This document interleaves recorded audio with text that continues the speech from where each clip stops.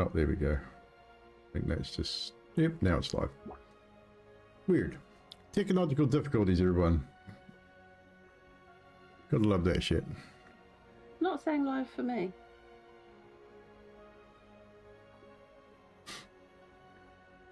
You gotta go to the live side of it. You might have to refresh. Yeah, no, it's live. I can see it, so now it's definitely live. Oh, yeah, no, got you. All right, so we had a few technological hiccups today, so that we've got that sorted. So greetings chat, greetings players. So we have not played for quite some time, so it feels a bit weird, and we might have a few teething issues. However, we have lost a player. The players are aware of this. We're just before we started this evening, I did inform them that one of our players, Saira, aka Yanti, is unable to continue to play through job stuff. So we have lost her. She will be here for the start of the session. I will play her character for this, just to get us through the session, and she will leave the party and potentially be back on and off throughout the course of the campaign when and if IRL allows. So short of that, we'll be down to 5 players. But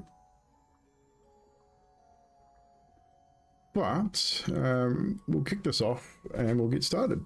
It's been a while since we played, so I might have to run back and do a couple of recaps. I'll probably recap the last 2 sessions just to sort of catch us up and remind the players where we're at, and to remind everyone else where we're at, and myself, because it's been a while. So the recap's going to be a little longer than usual. So we'll do session 15's recap and then 16 straight after. So a couple of sessions ago, we left off where you woke after spending a night at the Blue Water Inn, ready to head out to the swamp of Berez, where you believe the next ingredient for the cure for the vampire's kiss, both Ripple and Reid are currently afflicted with. As you gather outside the inn, Reid seems to not be himself and starts to wander off. Jariq, with a realization what is going on, Reid is subdued with his whip, stopping him. Saira then leads the way, and after some time you come across the crossroads with a broken sign. You fix the sign and your direction is clear. To the south, there is a road leading to the ruins of the township that was once called Berez, which is now swampland. Mentioning the winery triggers a memory, which is also on the sign, of a card reading with Madame Ava. You will all have an eerie interaction with some ravens, but you also see what you swear is a face in the clouds above. While standing at the crossroads, you come to the realization that Orvan has vanished, and after a short time, you find very distinctive footprints heading towards Berez. Eventually, you find Orvan again watching the eastern shores of the river.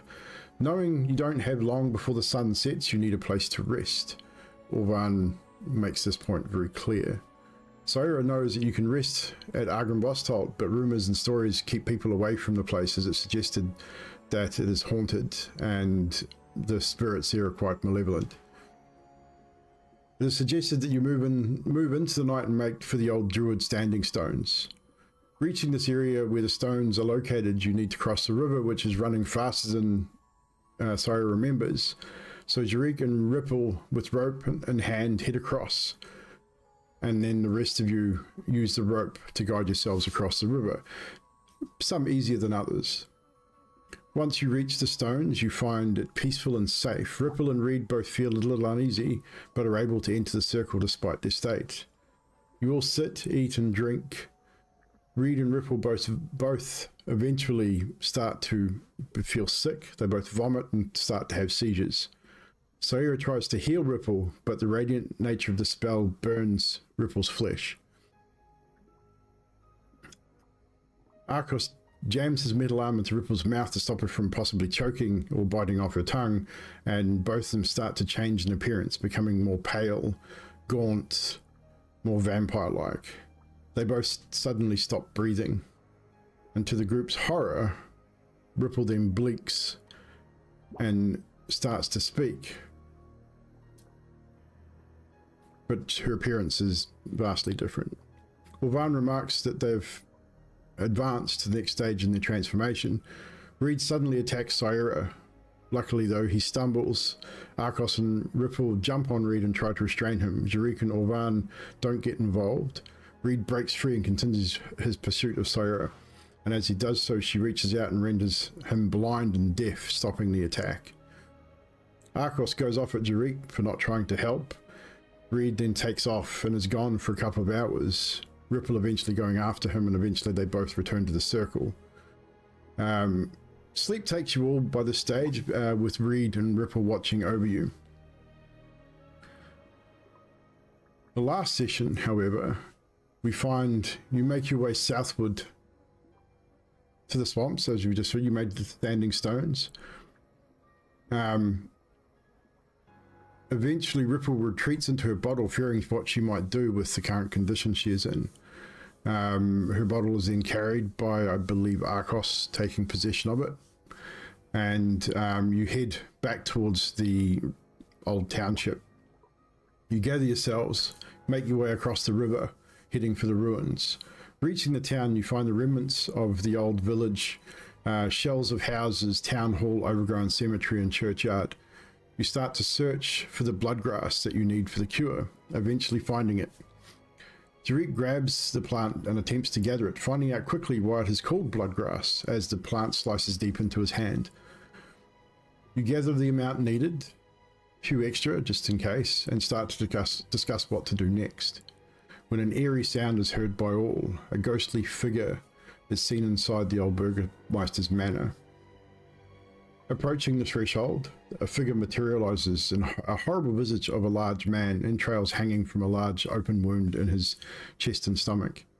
When asked about the rose plucked too soon, he gives you directions to the statue to the west and asks that you retrieve what hides beneath and to release the prince from his curse. More discussion on what you should do. Jarik and Reid head out for firewood while the others remain at the manor. Eventually deciding to go find him as they're gone for a reasonable length of time, you find Jarik and Reid as they clear a path to the statue, where there is a young woman kneeling with a rose in one hand, and beneath the plaque reads, "Marina, taken by the mists." Jarik digs beneath this monument and discovers a small chest, and inside you find a large tome, bound in leather with the crest of the raven on front. You return to the manor. However, your trek back to the manor is interrupted by several bloated corpses dragging themselves through the swampy earth. And they attack you. You fight back, you defeat your foes. Some of you taking some damage. Reid loses control once again as the fresh blood is too much for him. A whole person spell by Orvan holds him momentarily, and as wounds are dressed and covered, he manages to regain control once again. You take refuge in the old manor.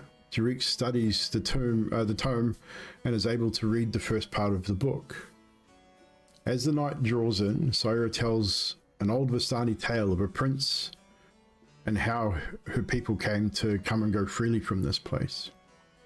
And this is essentially where we rejoin you as you prepare to get some sleep and spend the night in this old house, and you also prepare yourselves for the upcoming task of curing your friends.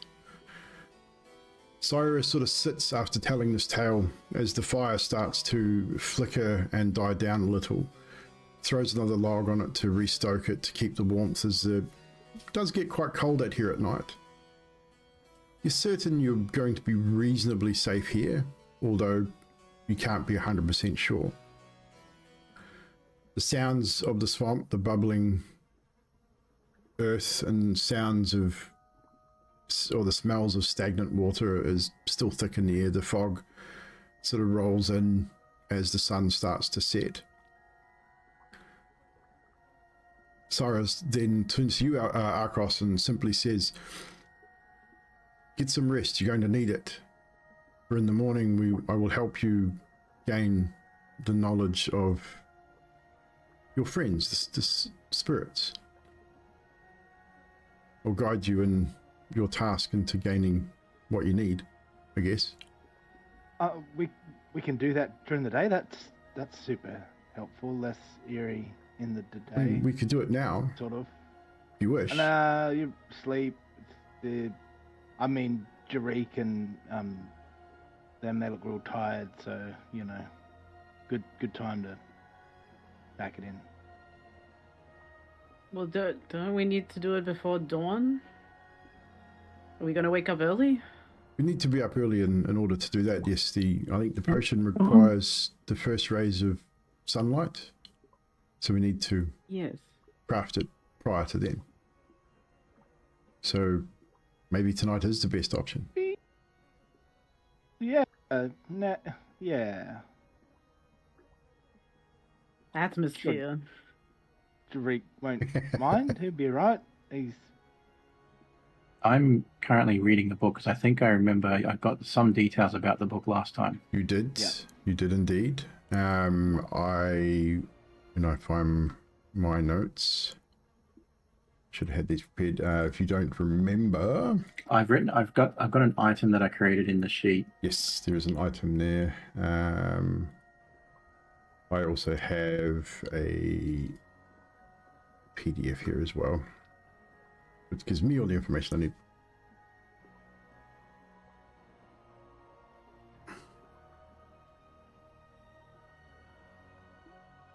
That is not the one I wanted.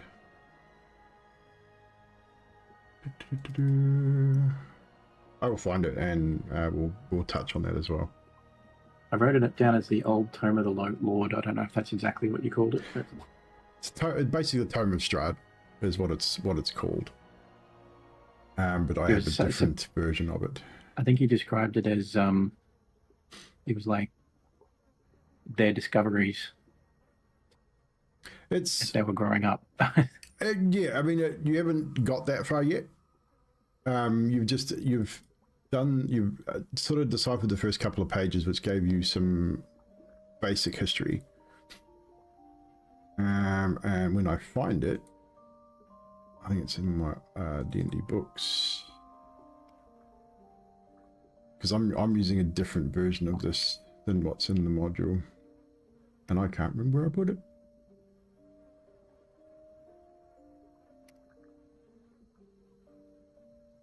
I think I gave you some of the history out of the original tome anyway.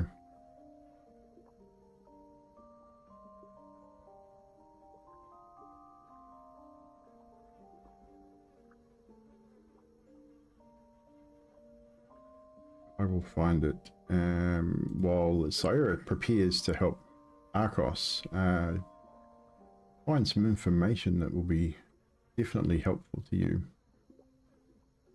to create these potions. Where would I have put it?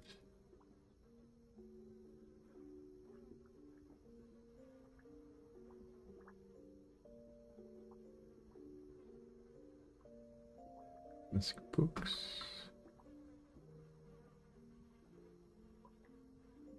I swear I had it in my Curse of Strahd folder and it's not there anymore. So I must have moved it. I hate it when you put things somewhere and then you can't find it.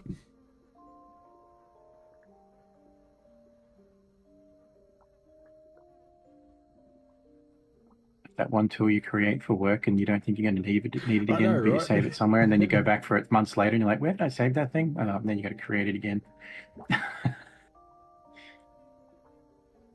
What's the thing is, freaking, it should be right here in one of two folders and it's just not there.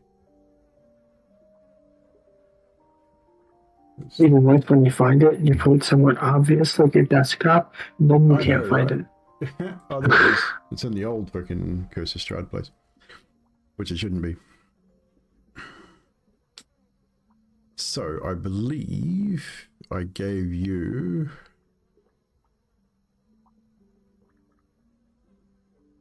Yeah, I gave you information out of the original tome. So this one is actually slightly different. And I just wanted to give you some base information to start off with.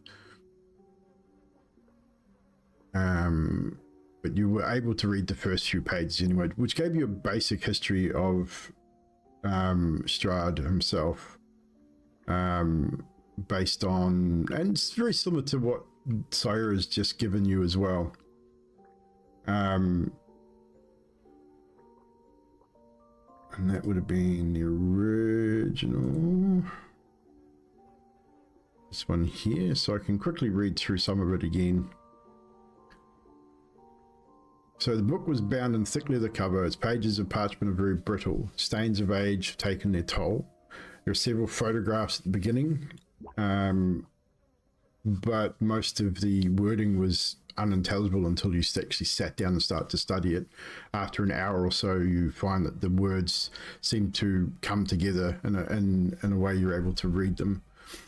And it starts with, I am the ancient, I am the land. My beginnings are lost in darkness of the past. I was the warrior prince, conquering lands for my father the king. I thundered across the land like the wrath of a just god. I came across a valley whose people would not relent. Battle after battle gained no ground and only losses for my army. The Order of the Silver Dragon and their Lord Argynvost had remained determined to defend the valley at all costs. They had recruited paladins from the Order of the Dragon. But with no way to bring the valley under my rule, my armies moved north, and I took refuge in an old castle ruins to the northwest. Shamed by my defeat, my mother, the Queen Revenovia, and younger brother Sergei came to stay with me. I had used my treasures to rebuild the castle ruins and named it Castle Ravenloft after my mother. It goes on to talk about a young maiden who had travelled to the castle with his mother and his brother. Her name was Tatiana, and he longed for her. He basically found her alluring, but was unable to woo her, and she treated him more like a brother than someone to be loved. Obviously, she had fallen for his brother instead.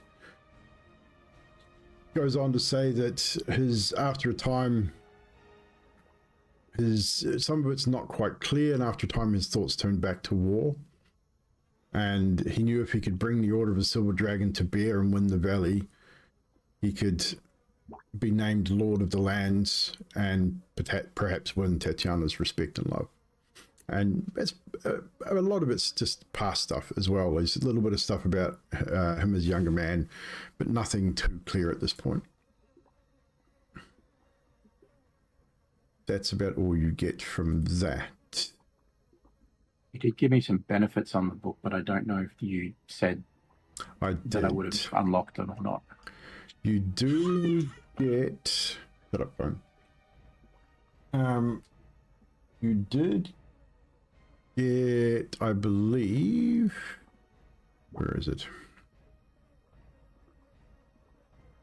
I'll find that in my list of things. You gain advantage on any skill checks made to recall information about Barovian history or lore. You also gain a +1 to your AC on any saving throws when defending against certain magics within Barovia, and I will tell you what those ones are. Yep. As they occur. So just make a note that you do. I mean, I'll know when you come into it, but just make a note. Just whenever you are under attack from magic, just to ask whether you get advantage against those magics or not, because it's very specific. Yep. Do you want me to add that effect onto my sheet for the AC, or you got that under control? I can deal with that one. Where are we? Yeah, I can deal with that, because like I said, it's very specific magics, and it's AC based, so it'll be very certain situations where it'll be effect. So we don't really need to run it on your sheet. It's something we just keep track of. So before you rest, Syra walks over to you, Arcos, and asks you to take a seat across from her. She kneels in front of you and holds out her hands for you to take hers.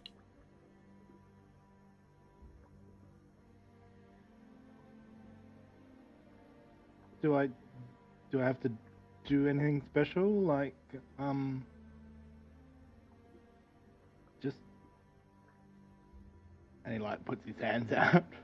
And so she takes your hands in hers. She's got warm, soft hands, as most women do, which they just feel really kind of, she doesn't grasp your hands really tightly. It's a real sort of soft, gentle taking of your hands, almost just like guiding you to try and remain as calm as possible.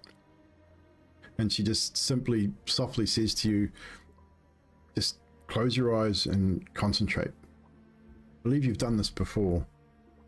You've been touched.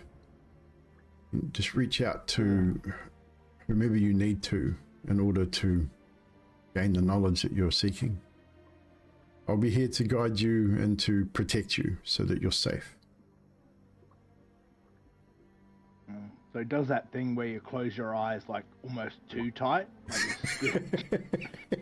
Squinting hard out. So he's like, no! Like his face starts hurting.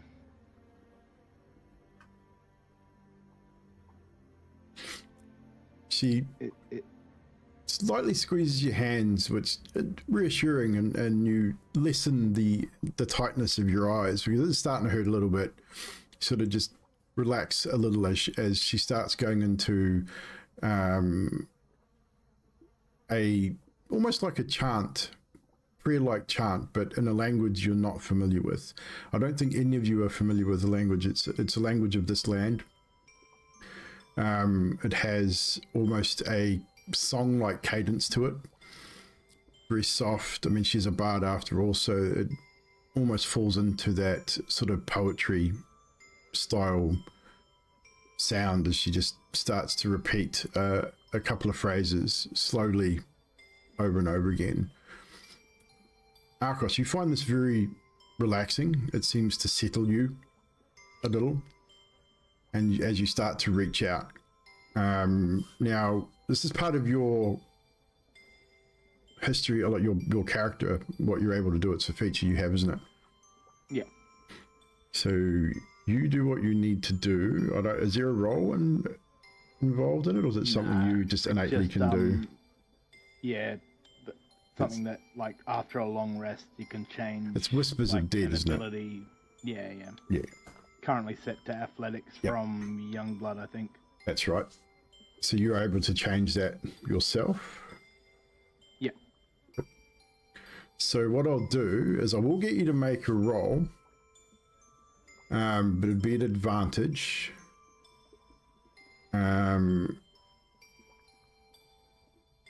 Just make a... What is that? It's a feature... You tell me what role you think you'd make just to connect with this spirit that you need to connect with. I mean, I'm thinking intelligence or charisma. Yeah. Either way, it'd be an advantage. Even insight would probably. Yeah, insight could probably work for this. Bad. It's not something that's coming to his mind straight away. Like, he can't think of, like, he's like, I'm sure there's someone I can reach out to. Like, he's like, the crew of the Moorgraves Revenge, like, eventually, like, you'd be tripping over people. Like, there's people everywhere. Surely someone from those days has the skills he needs. He just can't think of it off the top of his head. So we'll make a history check first with advantage. Because this is something that you've not had to think about for a long time. Your crew, pretty much all of them are gone. Very few remain. Yeah, it's doing that thing. Don't stress too much. Oh, you did click it twice. It's okay. We'll take your first roll. Gives you an 11. It takes you a little while to focus. You get an influx of faces and feelings, different crew members, some of them not how you remember them, well, not alive anyway. Like, you see faces twisted in horrific screams. Others look like they're underwater and trying to struggle to breathe, and you start to freak out. But Sora feels that tension in your body and gently squeezes your hands, and you hear her voice coming through the back and sort of in the back of your mind. It's in the background more than the foreground, and it focuses you once again, and the faces slow down, become less horrific, more calm, and then you focus on one face. It's in the distance at the moment. You recognize them. I've got to see if I can remember the name that you gave me. Yeah, It was I been a- needed to it was a remember while too. I'm ago. like, holy crap. I've got to go back through my notes I had with you. It was a while ago. Well,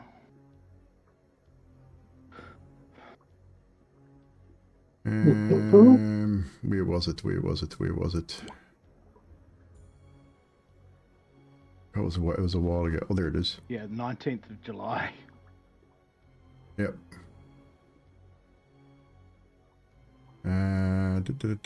What was her name? Alira Quell. Lyriquel, that's right. So you focus, and her face comes to you at a distance at first. She's kind of featureless at the moment. Her eyes are almost non-existent, very sunken in, almost very skull-like. You know that she's no longer here, so it doesn't frighten you quite so much. You focus some more. Now get a insight check, an insight roll at advantage as well, as you focus on her, trying to determine a connection. That's a really, really good roll. 24. Her face softens as you focus and try and draw her into you. A memory hits you. On the ship, summer's evening, late summer's evening, sun starting to set. She's on the deck of the ship, looking over the left-hand side of the boat at a small island. She's working on something. Not entirely sure what it was. You weren't overly familiar with what she did. You knew she was good with potions and concoctions and things. And she sort of turns to you and just hands you a vial. And do you reach out and grab it? It's memory.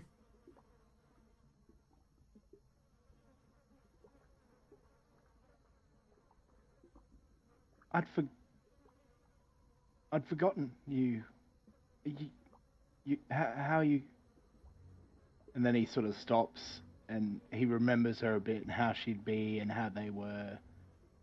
And he just stops stammering, and he like just reaches his hand out to grab what she's giving him. So for the group, describe what she looks like in your memory. She's sort of a young-looking drow woman, quite tall, quite slight, very long hair, possibly, a little bit too long to be serviceable, and, being on a ship probably a little bit getting in the way, but she's the sort of woman who did what she liked, and she didn't care what anyone else thought. She marched to the beat of her own drum. I suppose very sort of light features, piercing ice blue eyes, and sort of dressed in all black. She went around maybe not trying to draw attention to herself. She'd march to the beat of her own drum, but she also didn't go out of her way to draw attention the way pirates often do in, their garish garb and stuff like that. She wasn't interested in all that. Yeah, one would say she probably had a knack for blending in as well. But definitely had a real... she turned her hand to potions, poisons, antitoxins, anything alchemy was natural for her to deal with that sort of thing. So you focus on her, you reach your hand out, she gives you a soft smile and a nod of recognition as she hands you the small vial. The moment your hand touches that vial, instinctively you pull your both hands back out of Sayra's and open your eyes. You look down and open your hand. There's nothing there, but you see it. No one else, everyone else sort of watching this, you see him open his hand, look into his hand. There's nothing in his hand, but what you see in your hand is just a small vial of sort of a pinkish grey liquid that slowly dissipates and disappears, just vanishes. Just the remnants of this, maybe a last interaction with her before that fateful day, perhaps. But I would say with those two roles and with that interaction, you now have a little bit more knowledge of the alchemical nature of things, which will definitely aid you in your task at hand. So, I'm not sure what you would need to change that to. So I just put proficiency into whatever I've gained from that spirit. Okay. So in this case, it's use of alchemy supplies. Awesome. So you can add your proficiency to any alchemy roll you made. Yeah. Awesome. Do you know how to do that on your sheet? Yep, it's done. Awesome. Yep, taken off of athletics and put into Awesome. alchemy supplies. So with that, you open your eyes and Cyrus looking back at you, and she did, again, quiet nod. She also looks a little tired, like she's obviously helped you make this connection. You feel it too. There's definitely lethargy there. It's taken a little bit out of you to reach out in this way. It's not something that you're familiar with. It's not something you're overly comfortable with. You've only done it a few times, and this is the first time you've really focused on it and really pushed to make it a connection with someone. She reaches her hand out and sort of pats you on the knee, and you did well. I think it's time to maybe get a little rest, and we can all get up early and try and get these potions made before... She sort of looks over at you, Reid, before, you know, the inevitable happens. Yeah. Arcos sort of looks over at Ripple for a bit, and he just like wipes under his eye, like there's just this water starting to well under it, and he's like, "Yeah, let's get some sleep."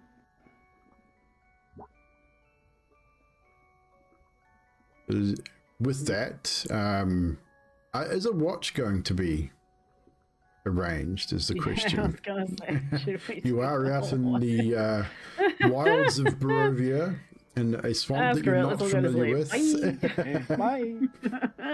where strange things are happening. You have a couple in your party that are not quite themselves. I'm in my bottle. You are still in. You would still be in your bottle, yes. I mean, damn. you can hear what's I'll look at the going bottle on. then. Yeah, you'd be aware of what's happening.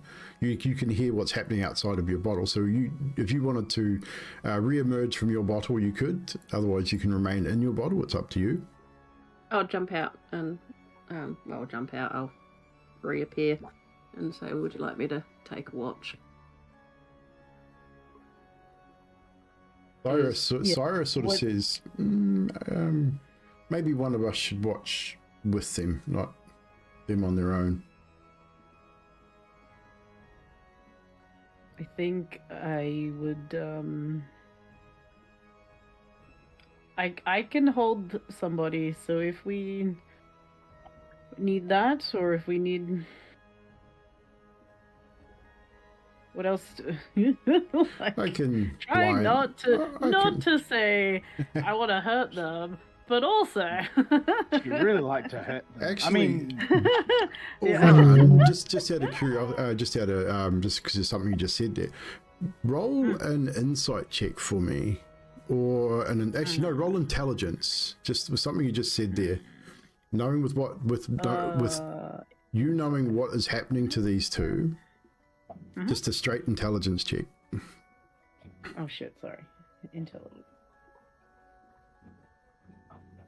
Up here? Is it this one?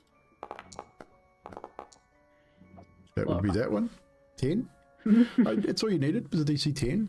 Oh, okay. As you sort of say that, I can hold person, and then you think to yourself, fuck, they've advanced. I don't know that they're people anymore. I don't.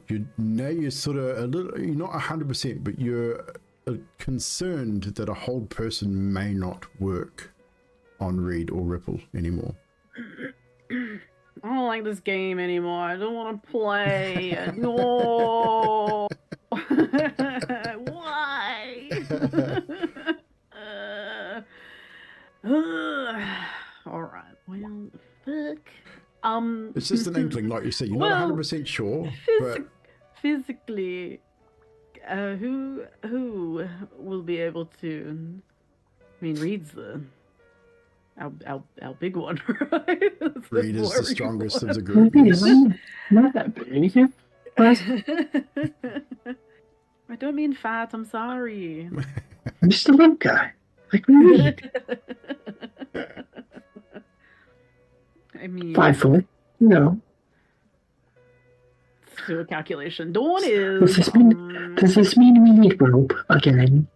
Because your microphone sounds like dog balls. yeah, Mine? Yeah, something's Yeah. changed. My microphone. Oh, my microphone probably the whole unplug thing. Yeah, something's changed. It sounds odd. It might have changed in Discord. That's probably what it is. No, it's It definitely sounds different. weird. Did me turning it up mess with it that much? Yes, it did. Does it sound any better? That's better. Thank you. yeah. Oh, okay. It was probably just peaking then. I'd say so. It was probably clipping a little bit. I've always had that problem. Peaking too early. Yeah. Syra does suggest that she is able to potentially blind and deafen someone again if needs be. However, she does let you know that it can take a nasty toll on her as well. But she will use it Nina if has to be necessary. tied up again. Hold on. Some people like that. What? Do you have the ability? You're the religious one here, right? Yes, that's why I know about bondage. Go. The things priests do. No, I'm joking. That's a whole different story and game, guys. Sorry, I didn't mean to go that way. I've been playing Date Everything. I'm sorry, everybody.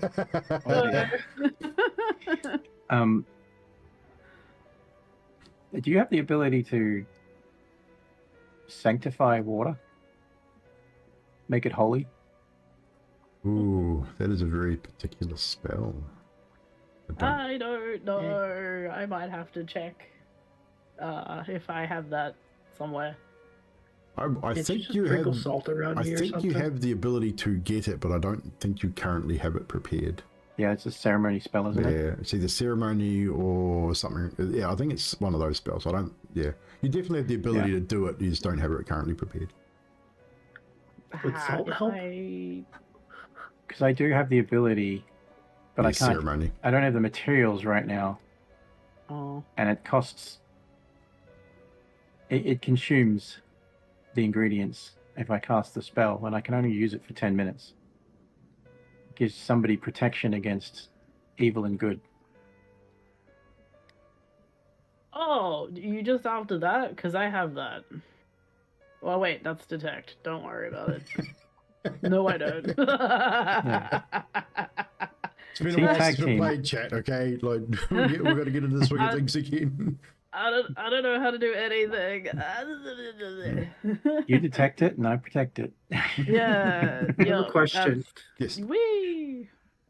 So when I lose control, I don't really don't know what I'm doing, right? You at the moment you don't have any. At the moment you have no recollection. At the moment that Okay. may change. I was gonna say because if I know what I'm doing, I could try to stop myself. You do get a save. And Like I you do get a fuck chance to myself. save against Well, it. yeah, But once you fail But that I was save, thinking you go into right. essentially a frenzy which you don't have any control. right. So you do have that moment at the start where you're able to try and stop yourself.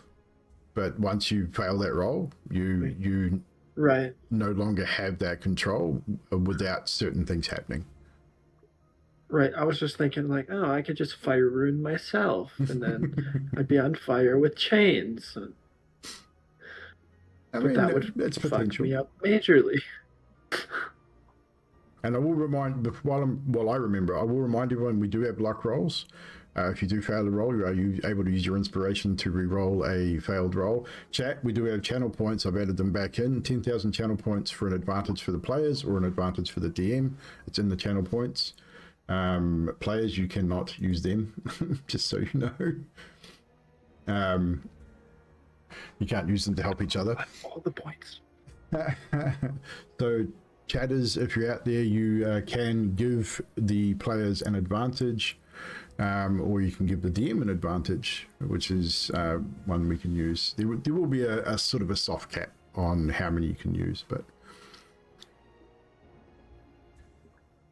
Cyrus sort of says, well, I can watch with Ripple if you want, if someone's happy to sit with Reid.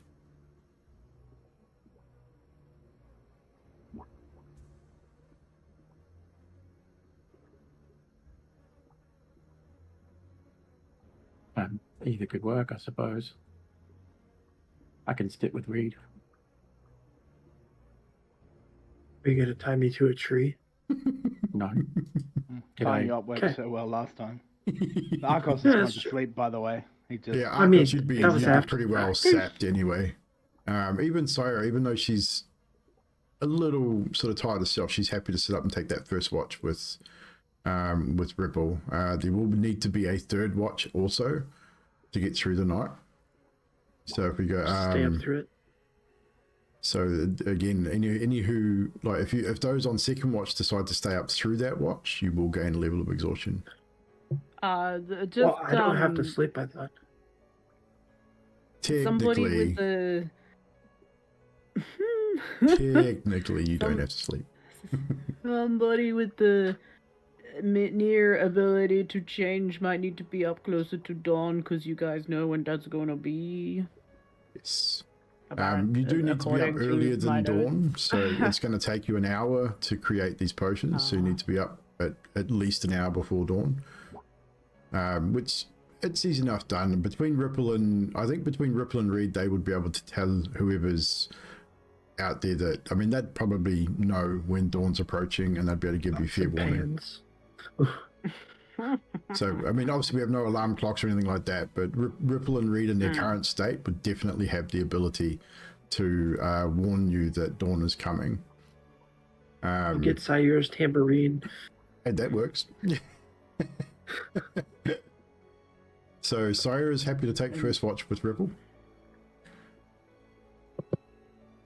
And Reid and Jarek takes second, which will leave third for Orvan and or Arcos, depending on how you want to do it. Double A's, baby. Let's Double go. A's, no worries, easily enough done. So you keep the fire going. You set yourselves up in such a way, and probably as advantageous position as you can in this old manor. It is a ruin, so there isn't much of a roof. It's sort of a section that has some roof intact. It's not raining, although it does drizzle often here that you've discovered. The fog is kind of everywhere, so it's kind of damp anyway. So you set yourselves up as best you can. You keep the fire going. Many of you take your rest.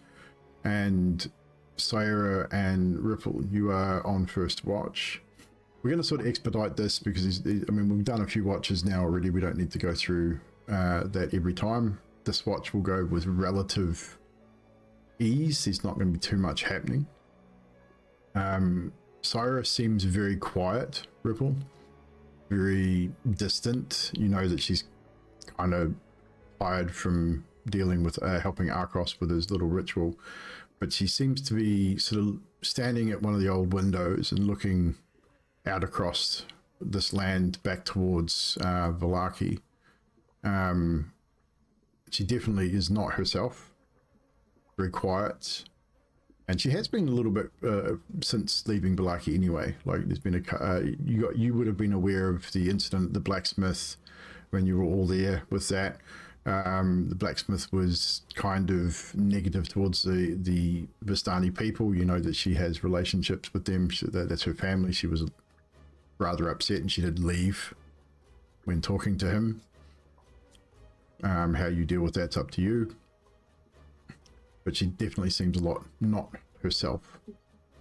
I would just ask her if she's okay. It's like, are you not... What's wrong? She wouldn't give you too much. She would simply say that she's concerned for her family. And she's also concerned for you guys, your friends. She's still not entirely sure why you've been brought here. It's unclear to her, and she's unclear as to why she was unable to leave with when you guys were caught as well. She should be able to. Yeah. And that's about all she really gives you at this point. That's okay. Alright, I'd just leave it at that because she obviously needs just some time. She definitely seems very distant. Over the course of your watch, you stoke the fire. So again, some real basic conversation, nothing too in depth. And eventually you wake Reid and Jariq as your watch comes to a close. Yeah. Okay. Boys! Yep. I might just fall over and accidentally throw water at Jariq. Just 'cause I can. Sorry! Didn't mean to wake you so badly. Yeah. Time for your watch. I'm picking I'll be quite energized because of this stupid it kicking is curve. indeed. I mean, you probably don't really need to sleep. You know you're going to need at least some rest because you've got a bit of a thing to deal with come the dawn. But you are definitely energized. The sounds of the forest clear, the smells, everything is just a little overwhelming at times. You're still sort of getting used to that. Yeah. But I don't think I can put myself back in my bottle either. No, you've only long rest before that. Takes a long rest for that indeed. Yeah. So Jariq and Reid, you wake, you swap with Sawyer and Ripple, and you commence your watch. Is it possible for me to use that time on the watch to also ritually cast Identify on the book? You can. What do you need for the ritual? Is the question. Is it a material thing or? You know what? I don't actually have a pearl, so that's probably an important thing. That probably is. Yep. Yeah, I'm pretty sure you need you do need a pearl worth 100 gold pieces. If you have 100 gold, I'll allow you to use the material cost. I do. So if you remove the 100 gold, I'll allow you to do that easily enough. Yep, I'll mark that off then. So you can spend that time to ritually cast Identify on the book. I'm still going to need you to roll an intelligence check as you perform this ritual. Oh, that was so nearly a natural one. It was so close. 11. I'll give you an opportunity to re-roll it if you want to. 11 is average, but not super high. Up to you. That's fine. With an 11, you go through the ritual. Your gold is absorbed and take in as you complete the ritual. You're focusing on this tome. You know it's magical. That much you've discovered just in the reading of it. It has definite magical properties. There's definitely something about it. You can sense conjuration magic, abjuration magic. There's a range of magics infused into this item. It has history, it has intrigue. It's really odd, but you can't get everything with a roll of 11. These magics are high magics. This is old magic that is far beyond your knowledge. Do I get any inkling of a school that when we talked about the saving throws? No, you Yeah, I know it's an don't. 11, so don't have to. No, you don't. You know that you have, because you've spent some time with the book, you know that with that spell, you'll know that you are now attuned to it. You have an attunement to this, but there's more to it. It's going to take a lot more time to attune further. It's like almost like a partial attunement. You've read some of it, you spent some time with it, and it's given you some of its secrets, but there's more secrets to be shared. Essentially, what you get from an 11. Okay. But there is definitely certain magics here that this book will protect you from. What that magic is, you're not entirely sure. No paper cuts, right? No paper cuts. It's not important for right now, but technically, I can't actually add an attunement because it says No. the game is paused. That's cool. You don't have to add it as an attunement. Like it won't Fair take up an attunement slot. This is Okay. extra based on the story. So, Reid, as you sort of sit there and you're watching the fire, you get lost in the flames a little bit. You seem to be really susceptible to the influence of whatever or whoever this man is that's been talking to you. And I'm going to get you to make a wisdom save for me. Just a straight wisdom save.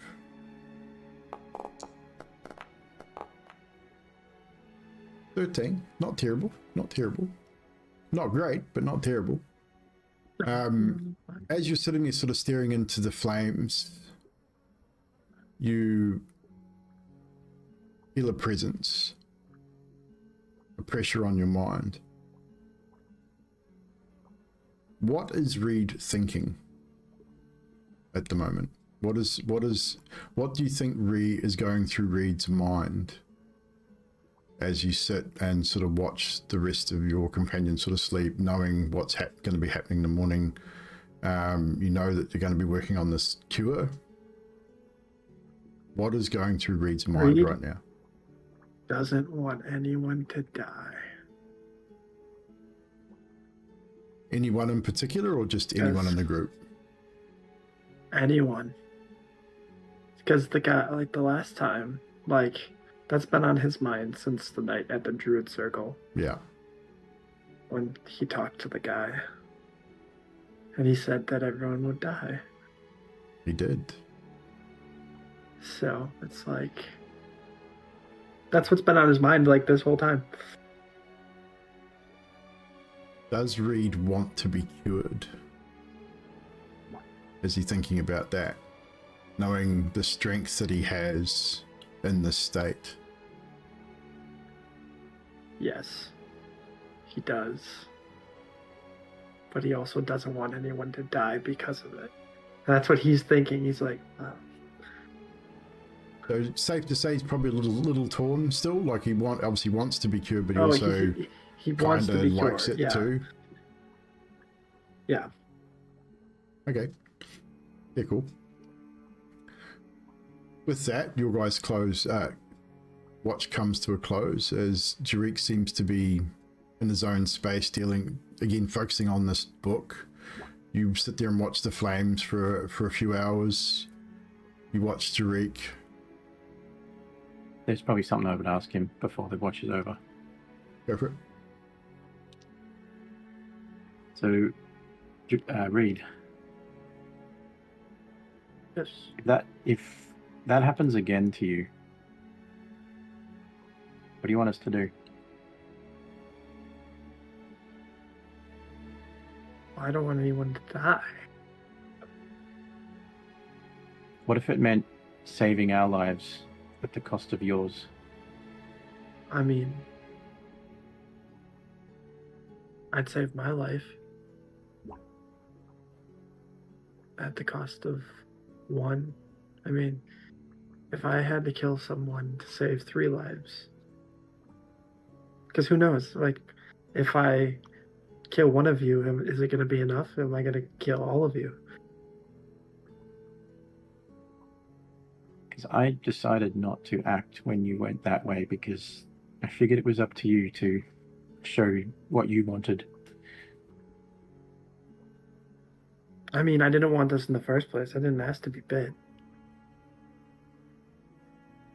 Didn't ask to be bit, but whether or not you wanted what you got from it is a different question. Yeah, I mean, it's nice, but like, at what cost? So, if the only thing that stops you from hurting any of us means you lose your life, what do you want us to do?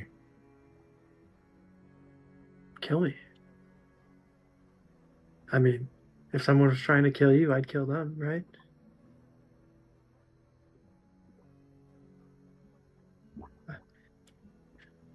Well, I'll make that deal with you if you make one with me. If you see Okay. me change in any way, let it happen. Okay. And if it looks like I would hurt somebody, tell me to run away.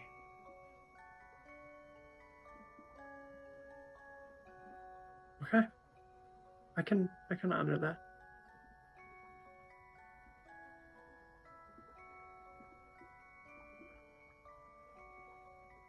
That's it. And with that arrangement, you wake Arcos and Orvan for their watch.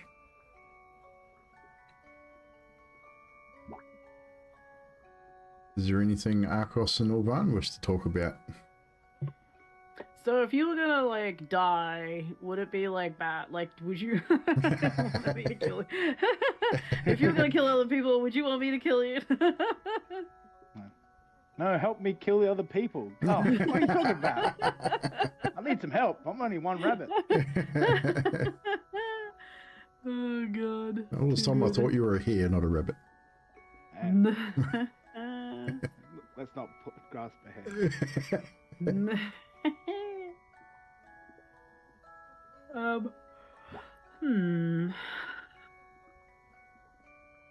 How was your speak with your old crew? Did you gain your knowledge?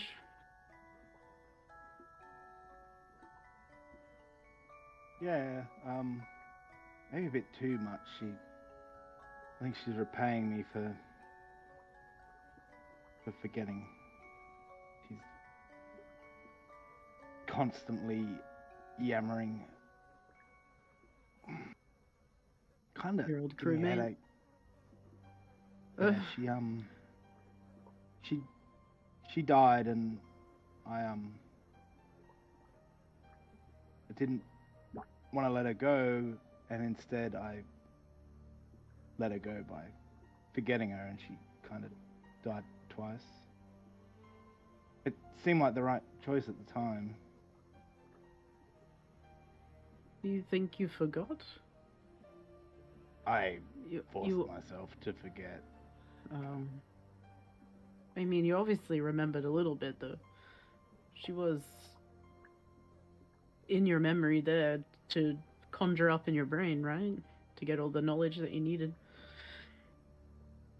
Yeah. I mean, it was Hopefully, kind of my fault she's gone, but she always knew the risk. She always knew what was going to happen. She just thought about everything. I just, chased the glory of things, and she'd calculate the risk, and she'd know. She'd just know.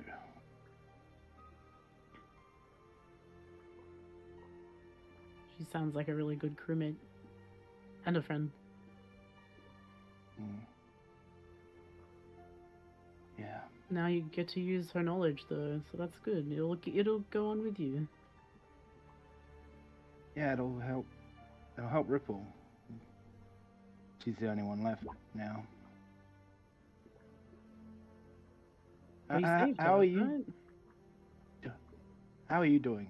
And he, here's what you say, and then he just continues. Deflect. Let's talk about you. Mhm.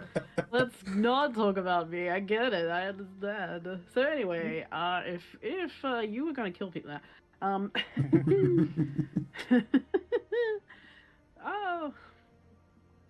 I don't know. This whole land, everything is just. Yeah. I don't know. I want to get back. I want to go back to where we were. My family was in the other land. Like, I'm kind of resigned, Like, I don't know how you're feeling about being stuck here now, especially after trying so desperately to get back as well. But it's like coming to a head where I'm thinking we're just not ever going to see our people again, our families, whatever we have back there. I think at first I just wanted to get home, and I do want to get home, but I think I'm even more afraid of dying here than living here. Everything Because we've there's seen. not- Yeah. Like, you don't want to become like what our friends are. Anything. Werewolves. I don't. This whole land is so. There's so many things here.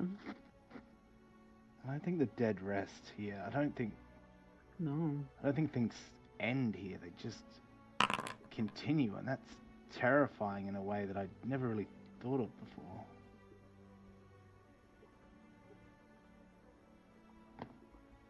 I mean, I always thought things kind of came, full circle. Like, karma, right? What you put out there, you get back. You try to help your people, but I didn't think I did anything bad to get this.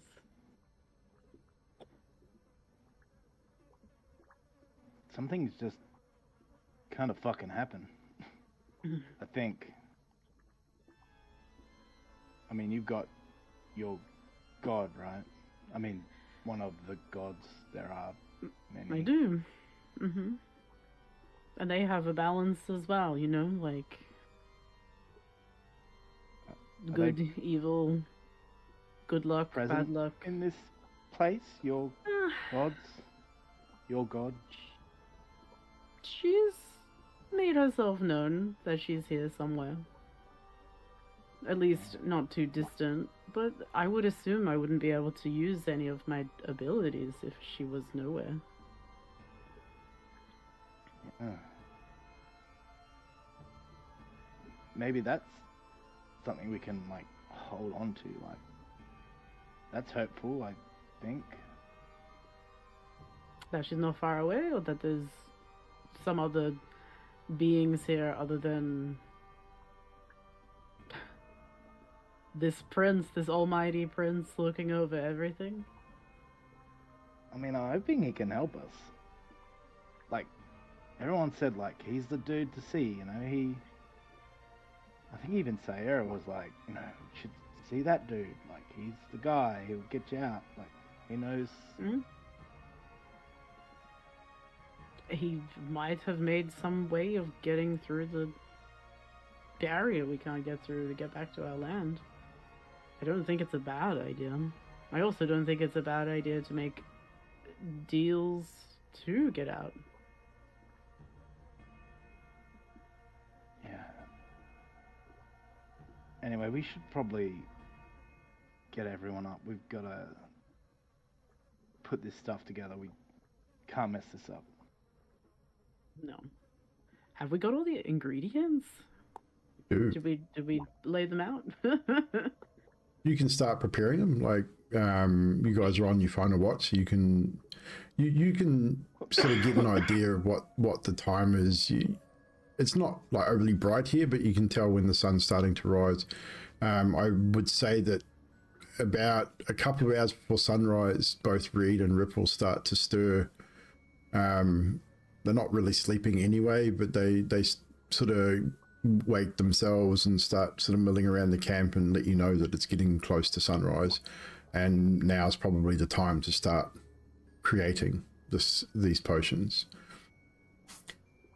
Now, with that being said, where is my notes? The cure. So you needed to collect 2 blades. This is for a single potion. So 2 blades of bloodgrass, 6 cloves of garlic, 5 nightshade stems, and a drop of blood given willingly from a non-human race.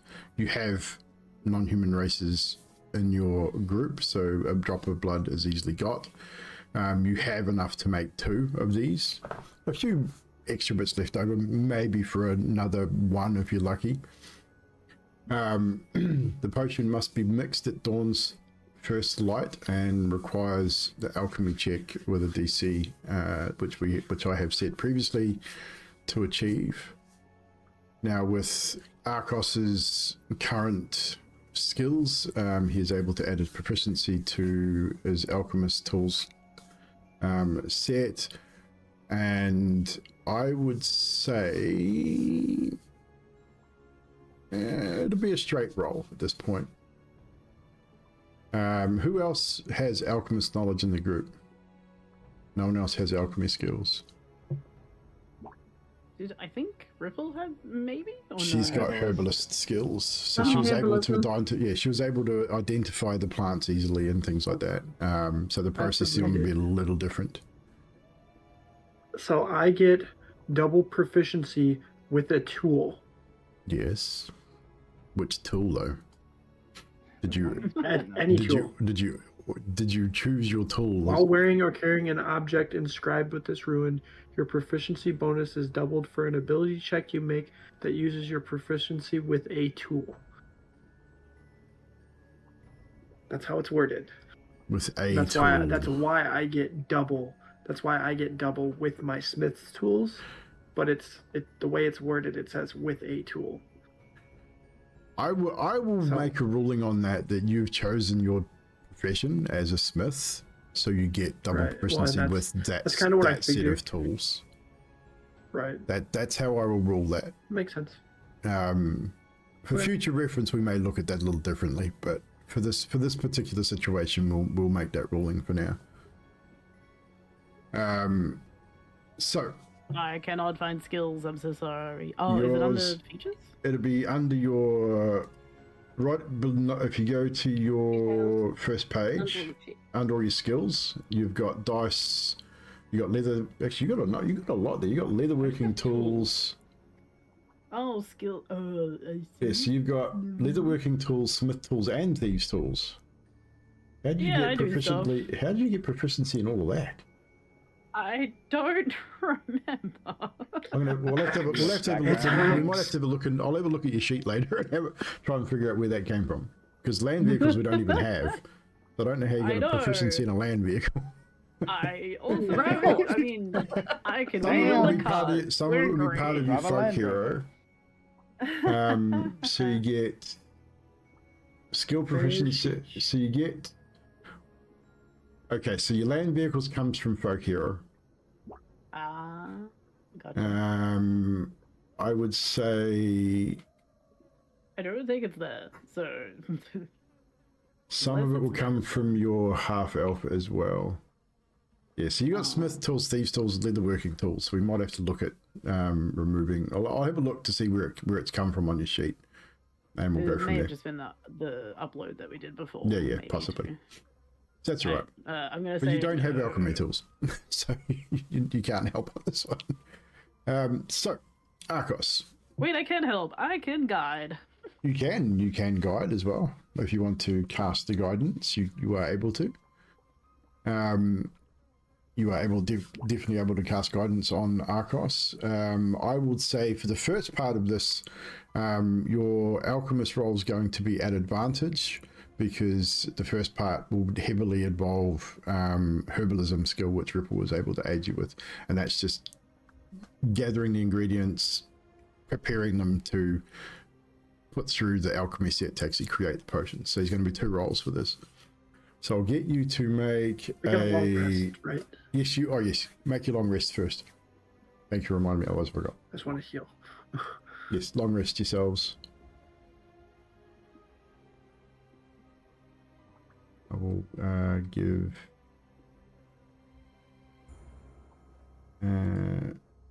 Site Error a long rest as well. So, Mr. Arcos, we need your first alchemist roll, please. This will be at advantage. At 18. That is a very good roll. With Ripple's help, you start to prepare. She strips down the blood grass. She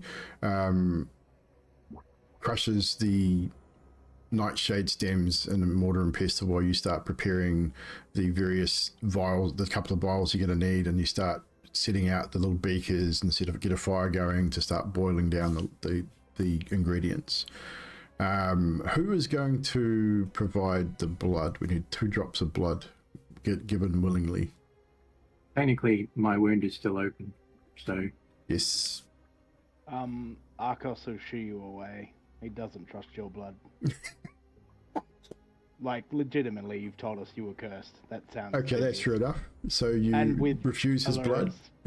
Yeah, with Allura sort of driving this, she wouldn't let it happen either. Fair She was enough. like, Makes sense. There anyway. put all So, the blood in. so is Arcos going to use his blood is the question. Yes.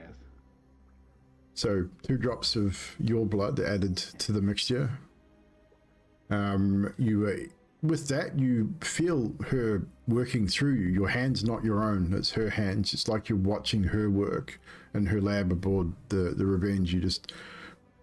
It's always been fascinating to you watching her work. She's just quiet, busy, not seemingly worried if anyone's sort of there. She just goes about her work and very deft of hand, very skillful. First part done. It's all the ingredients have been combined and are now going through the process, going through the little labs that you've got set up. You can see the liquid with the heat forced up through the tubes and through into the next vial, into the next one, and moving down the process. You've got a couple other things you need to tweak heat-wise to ensure that you get exactly what you need. This next roll will not be an advantage. It'll be a straight roll. Ulvan, are you going to add guidance to this? Yep. So you cast guidance on Arcos, which I believe gives Arcos a D4 A D4, yeah. to add to this roll. So Arcos, a second alchemy check with a D4 added for guidance, please. As you focus, oh, that's a natty 1.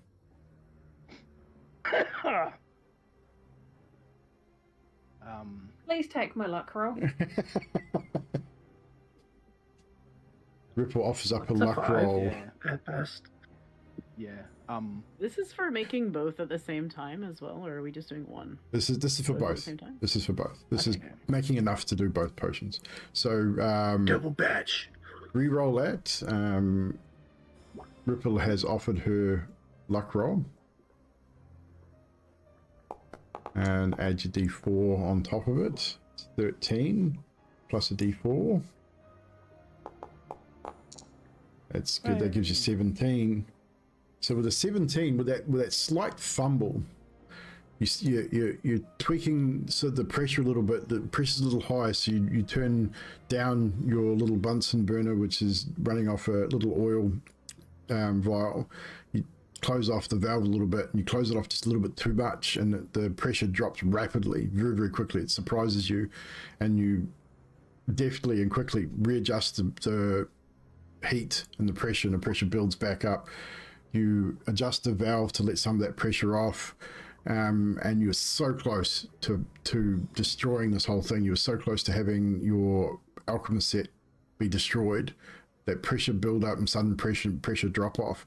A couple of cracks form in a couple of the beakers, and you freak out just for a moment, and then you focus.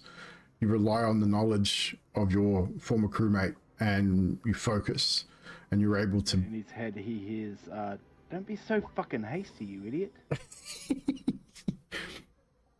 And you focus. You bring yourself back to sort of central working, and you manage to stop it, and you manage to then follow the line through, and at the end you've got 2 vials.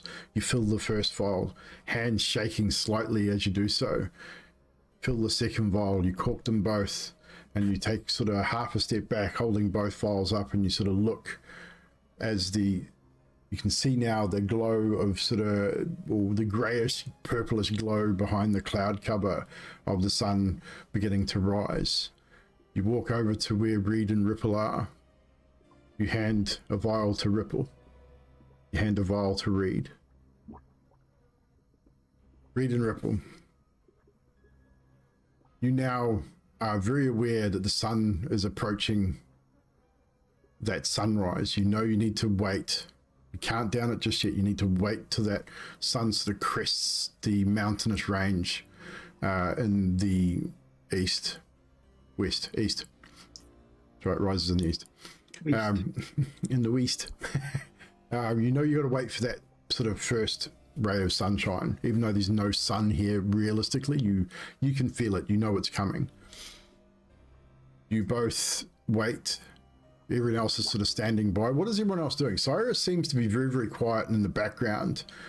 She kind of almost even waits outside a little bit, steps outside of the old manor, creating distance between herself and the rest of you. Orvan and Jarek, what are you two doing at this moment?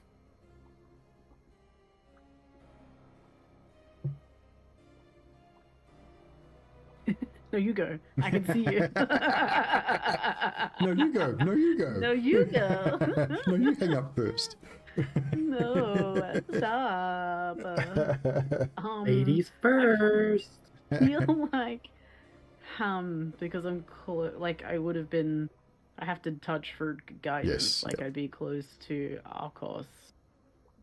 And I think I'm just watching in reverence, as in like really trying to take in all the details of what's going on, see what happens with this transformation, because I'm more interested in like a medical standpoint, I Okay. suppose, of like Makes sense. what actually happened. Jarek, what is Jarek doing? If anything. Well, he's still been after waking up in the morning with some newly acquired skills, has been preparing a new spell. Okay. Makes So- sense. Yeah. Makes perfect sense.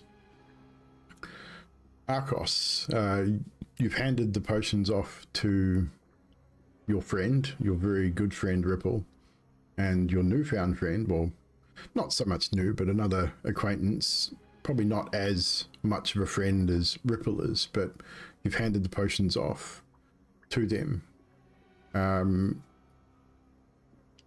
What are you doing in this moment, waiting. So Arcos has let go of the potions and he's resigned himself to the fact that they will both make their own decisions on what to do with that. But he's being hyper vigilant about anything that could fuck this up for them. Yep. Like, because they've been fucked over so many times. So he grabs his daggers, he grabs his silver sword out, and he's just sort of like looking around to make sure nothing's going to come and fuck this up. Roll a perception check for me. Perception. Bad CGI head. Oh, look at the lowness. Low. It's a 10 still. You got pretty good Yeah. perception. +8. Yeah. I would say, I mean, you're definitely more focused on Ripple than Reid. And that kind of is a given for Arcos. Although Reid is still a friend. You still are concerned for him. Your concerns for Ripple are much more than they would be for Reid, obviously.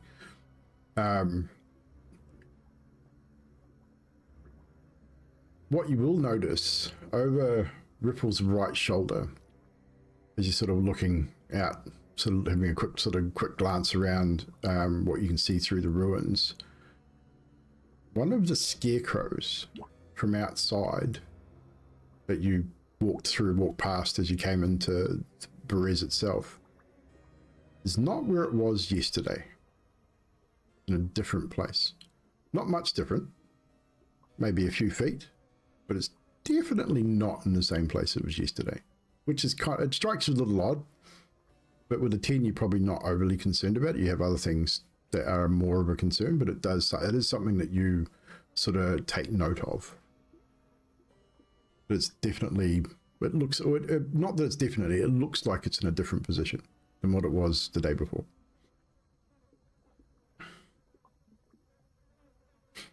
So with that, the sun starts to crest the mountain to the east. Reid and Ripple. Ripple first. This is something you definitely don't want. You want to be cured.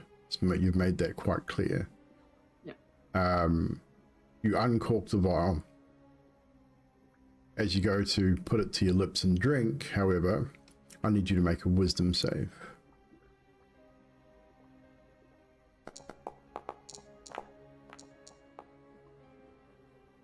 (21). Seems that you hesitate for a second. You feel something odd, and you push it out of your mind, think nothing more of it, and you down the potion. Cheers. We leave Down the hatch. we leave you there for a moment. It has a really bitter taste, but you can, like, super bitter, like almost like you've just literally drunk a vial of lemon juice, and it's rancid, like it's a rancid lemon juice kind of feeling and taste, extremely bitter. So should we go?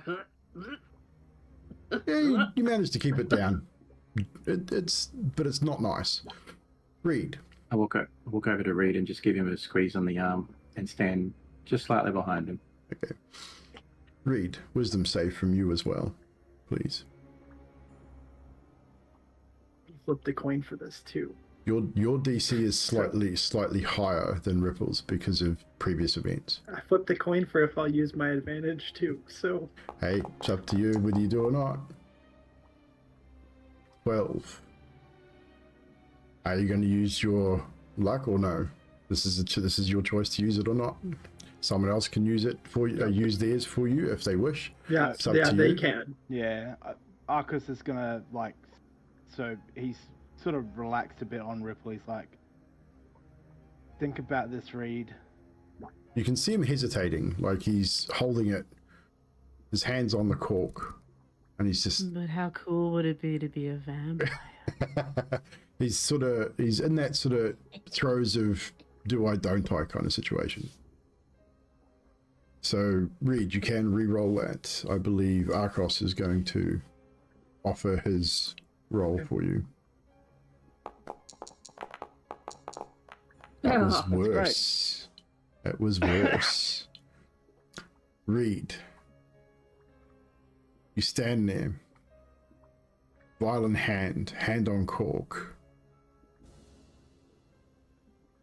All of you can see, like, he's just staring at it, unmoving, just staring at his hands. Jarek, you said you were close by, yes? Hand on his shoulder. I'll give you an opportunity to do something here if you wish. In that same moment,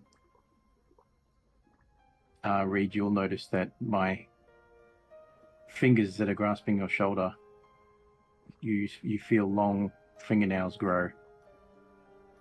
But I don't do anything else about it at the moment. Don't ignore that roll. Just I'm casting primal savagery. Yes, no worries. As a preparation more than anything. Maybe a warning. Is that all you're going to do? So it's his choice. I'm not making it for him. So, Arcos, you've said these words to him, offered him a bit of support. Doesn't seem to have phased him. Or Van, you see him hesitating as well. Do you offer any support in this moment? What do you do? How cool would it be to be a vampire, though? Am I right? Of course you do. I think we've lost the person of choice at the moment. Well, I honestly am waiting with bated breath. So you're just I watching. feel this is not something that I intervene with. Okay. Unless.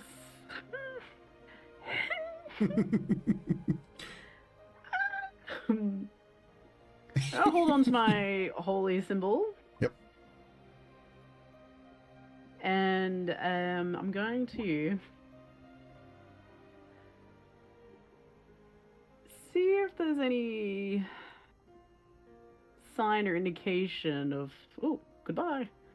We lost See ya. Dill. No. Oh, he's back. No. He's back. He's back. I'm back. I ran away. Computer crashed. Yeah. Or restarted. All Something good. like that. Yeah, I'm just gonna hold on to that and say, I'm gonna leave this to the fates, Yeah, cool. good or bad. What I will say is Saira steps up from behind you, Reid. Her hand grabs yours and just pushes gently, pushing the potion gently towards your face, and just says, "It's okay, Reid. We've got you." And get you one more wisdom save with a little bit of help from your friends.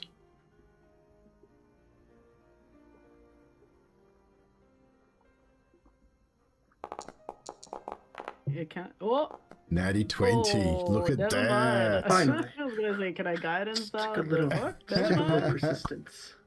Natural 20 with that little bit of encouragement from Jarek standing beside you, even though he's clawed up, ready to react if needs be. I mean, this is still your friend, but the voice of Saira seems to calm you enough and cut through whatever doubts you might have had or whatever this force is that's stopping you from drinking. And in an instant, you pull the cork and down it in its entirety. Again, it's bitter, has a foul, bitter, sour taste. You guys now watch and with bated breath to see what happens as both of them. Ripple first because she drank a little earlier, but Ripple drops to her knees, shortly followed by Reid. They start to convulse and spasm, not unlike they did previously, the previous day with the after eating the meal and with their advancement. This goes on for I don't know, 2-3 minutes, convulsing, not vomiting, but retching. You can hear the snapping of bones as they sort of writhe and really sort of contort their bodies, and you can hear the cracking of joints and bone as they do so. They both then sort of roll over on their backs and arch their back unnaturally, and you can hear the spine crack and creak as they do so. And then they both are still, staring blank sort of stares, staring up at the sky above. Ripple, as you're lying there, sort of staring at the sky, a pain comes across the back of your head first, then moves to one side and to the front. Extreme pain, searing migraine, like white, blinding white, almost rendering you unable to see. And then you sit bolt upright and you vomit blood all over yourself and all over the ground in front of you. Reid shortly after does the exact same thing. Blinding pain, sits bolt upright and starts to projectile vomit blood. And then you just drop, exhausted, heavy breathing, and both actually breathing this time. Skin color has returned to somewhat normal, although you are heavily dehydrated and are looking rather sick anyway. But skin color returns to some semblance of normal. The gauntness has started to leave your body. Your eye color has returned to some semblance of normal. However, both your eyes are very, very bloodshot right now. Do I look green? I mean, you're sick. You're green. I'm green anyway. You're green anyway. But that green color, like Arcos. Oh my god, do I look white? You would be the first person to notice that green tone of Ripple's skin has started to return. Not as brilliant as it normally is, because she's obviously quite unwell at the moment. But definitely, you're probably the first to notice between the two of them that something has definitely changed.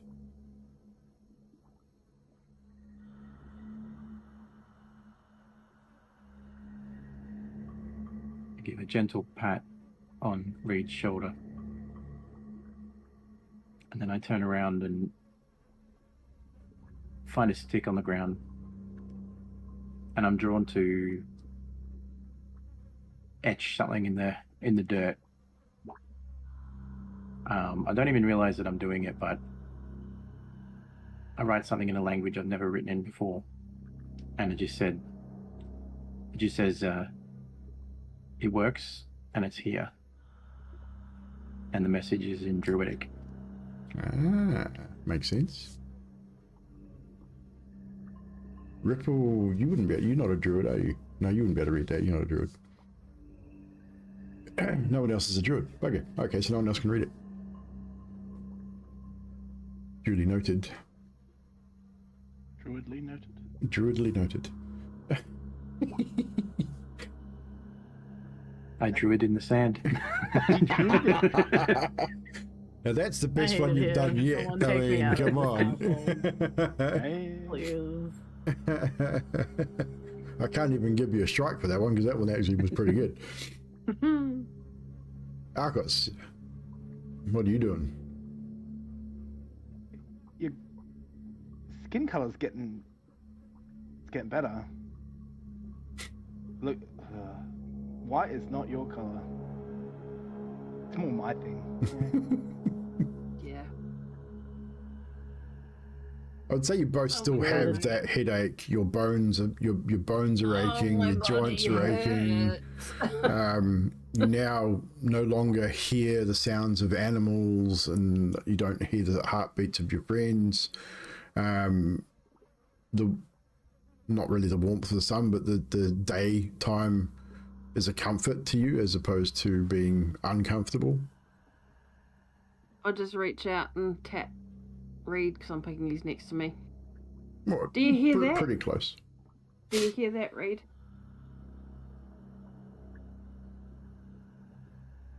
What? That nothing. Oh, wait. Can you hear nothing? I can hear nothing. I mean, it's still I mean, I louder can than the hear other these night. guys, but I mean, it's still louder than the other night because I can't hear anything. can't How did that hear feel, anybody's though? heartbeat. What did you go through? How is your bodies now? What is happening to you? Tell me everything. Why is Jarek poking in the ground with a stick? We can't see him, right? You can see him. You just don't understand what he's doing. Oh. Man, bear, pig. Don't understand Man, whatever bear, he's doing pig. anyway. Yeah. Fucking strange. You good there, Jarek? just- I mean, Reid. He doesn't care about Jarek. Let's not pretend. Never did. Never did. That's right, we'll Always know he's a was. weirdo. Whatever. His friend's just come back from mean- undead and he's drawing in the sand. I mean, I don't know. is that not like normal? Isn't that his job? He just digs around in the sand anyway. Yeah. Fair. Yep. I mean, I'll tell you, healing from lightning strike is a lot worse than that. In some ways, I'm Oh. hungry. you don't have need to food. smell burning flesh doing this. So Actually, yes, you would both be very hungry for food, like Hungry. real food. Very hungry. Need food.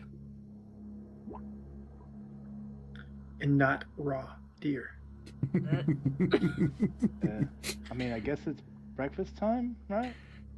Give or take. I've Gotta got be some- Fucking early in the I morning. will say, as a result of your little episode, Reid and Ripple, you will both suffer a level of exhaustion. And you will both be at disadvantage on strength saving throws and strength checks for the next hour at least.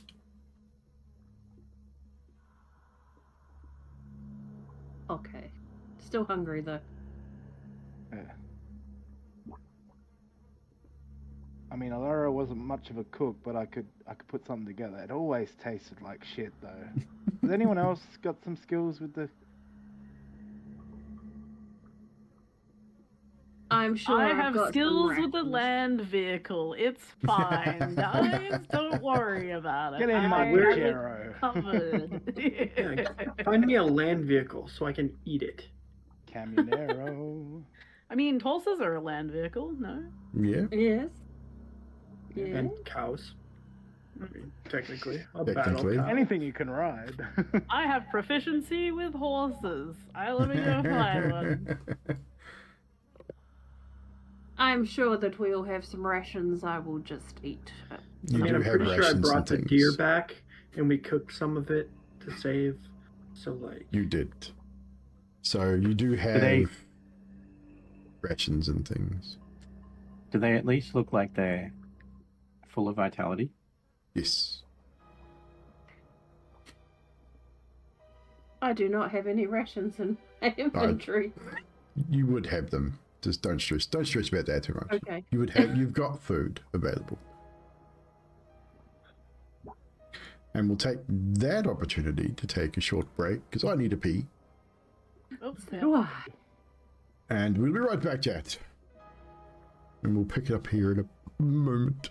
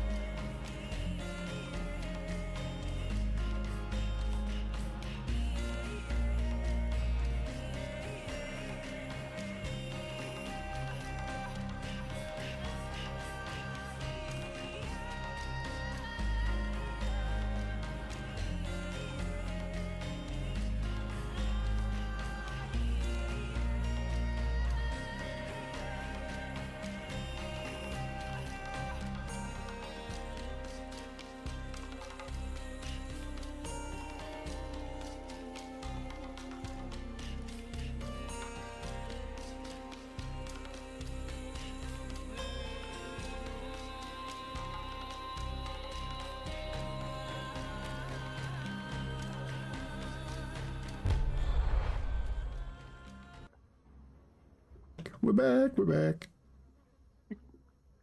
That's bizarre. Working on some technological things as well.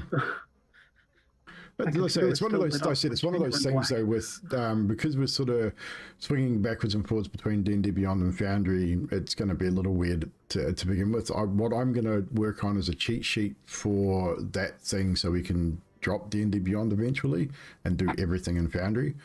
But I'll work on a cheat sheet so we know, okay, how many spells you could have at each level, like for clerics, paladins, druids and stuff, which between all of us that generally play, someone knows what we need and we can always look it up. So I don't mind spending a little bit of time on the technical stuff, because it's D&D is just as much about learning as it is playing the game, in my opinion. So the more we can learn together and teach other people, that works for me as well.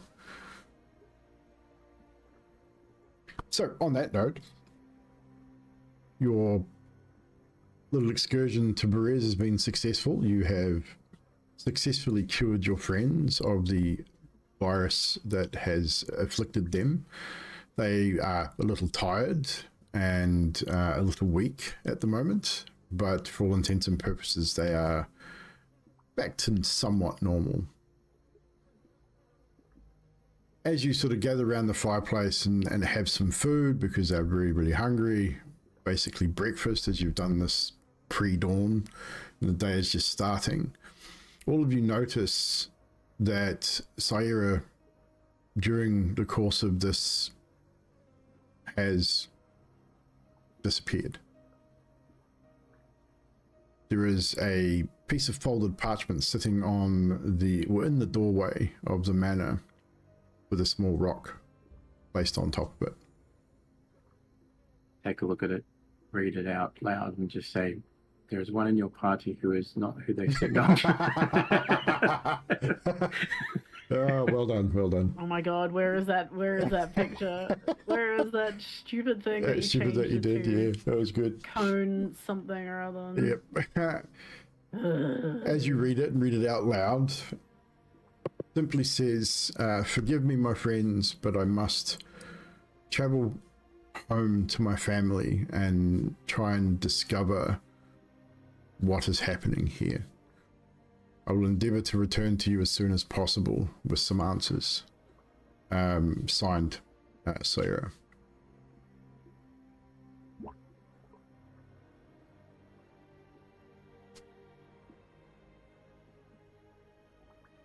So the one who knew this place the best is gone. I mean, she knew the place the best, but everyone disliked her, right? So, I mean, it's a horse piece, in a sense. You fucking what? I didn't dislike him. All the like, she's gypsy. Ripple was about to reach out and give Reid a whack. That was, Like, I think that was lost in translation, that one. Poor Reid.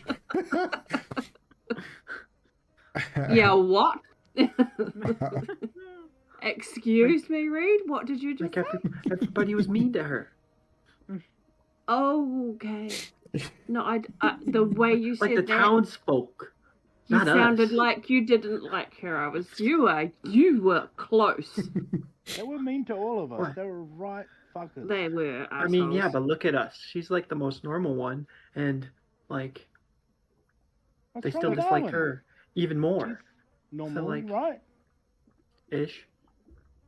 What do you mean ish? This is getting out of hand, Reid. This level of racism. He's been through some I'm stuff myself, this morning. okay? It's okay. Back to It's okay, myself, Cap. okay? It's okay, Cap. He's been through some stuff this morning. Well, there is one bonus. We can go through into any town, and it's not going to be a problem now, right? That's what I meant. It never was Oh, a that's problem. rude. What? Yeah, it was. She always had to hide her clothes. But how are we Do you going not to remember find the she can't, Vistani like, if we have need her- them? They told us where they were. They're that way. think And he just points. Like Jingle, your coin person, they'll come on it. Hopefully she comes Oh. back and she finds what she needs. Wow, I'm so rude. Oh, load. So rude. I didn't dislike her. They're like land pirates, Okay. gypsies. I was out for some gold. Oh, you got some stories about Coming from some the guy who doesn't like booty that you gypsies. wanna tell? Hey. No, sorry. Not appropriate.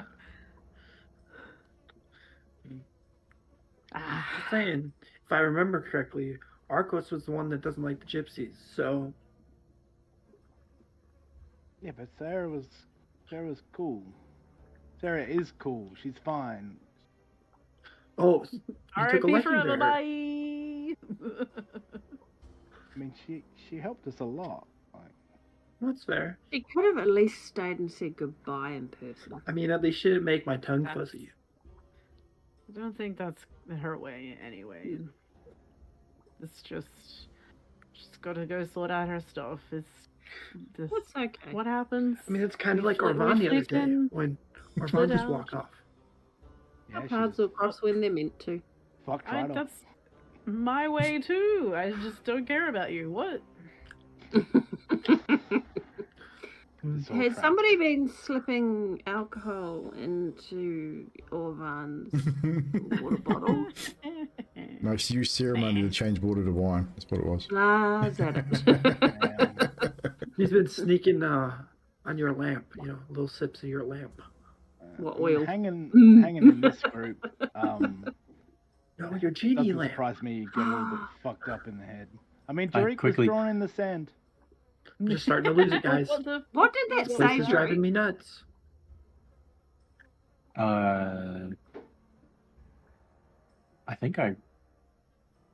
I think I was just saying it's here and it works. Oh, okay. What's here and what? What works? language was that in? Well, so who are you talking to? I don't know. I just had an inkling to leave a message behind for anybody else who might have seen it. I mean, the Okay. potions did work, but they're not here. Like, they drank them. Like, we didn't make extra. No, but We did find everything one we thing needed here. was there. Not here. We picked Here. up pieces from different Anywho. places. Where? What? Where? No. what? We're What now? hating on somebody else now. We're hating on. We're not hating on. So We're just normal picking day on the then. little guy. Oh my god, that was not me in character. Anyway. What are we meant Excuse to be me. doing? I don't know if everyone agrees, but like we've kind of done what we needed to do for us, and Mm. Was Like, there I was some other thing we talking could to- do? Orvan. There's lots of shit we could do, but I think maybe we go and see the prince, because like I kind of Sorry. want to get out of here, and I feel like if anyone's gonna get us out of here, it might be the prince, right? Like Sarah was like, he's great, and other people have been, he's Berez is sort of a bit, like Can we you're meet the him person in once? charge. You might be surprised about this, Arcos, but I actually agree with you. Hey, Didn't we already meet him though? yeah, He was kind of a prick. Oh, He that was was nice, but he was still a prick. somebody died. It was weird. compared to everyone else in that fucking town. What are you talking about? Like, tried to kill us when we did try and steal from that shop, and there was that. I don't know. I wouldn't Like- mind going back to the, Oh, the children. the mayor's house. I don't know. Yeah. Be fun. We did have that manor back there that we could check out. That's true. That's the dragon hold place. Which manor do you mean? We passed the manor. Arden You don't worry. boss. You were off with the daisies that day. Argon boss. Right? Something like that. See, this is the problem. Like, you I was looking Saira for would know. money. Excuse me. detour to like sightseeing. No, we want to go see the prince. The prince isn't there. Well, But the DM's... No, I'm joking. but it says that the people there could defeat the prince. So, like, worst case scenario, if he doesn't like us, maybe we find something that, if we have to, we can fuck him up with it. Just saying. Why are we defeating the prince? For what reason? I mean, you never know. What if Well- he turns out to be a prick bastard, We did find this book, and it Annoy was... him like that. This book was the prince's. So there could be more information here. Oh, you didn't say that you found some book about the dude? It did. He was Yeah. reading it all the time. I just haven't finished reading it. You know, Did he remember when say Sire told us the story? Specifically?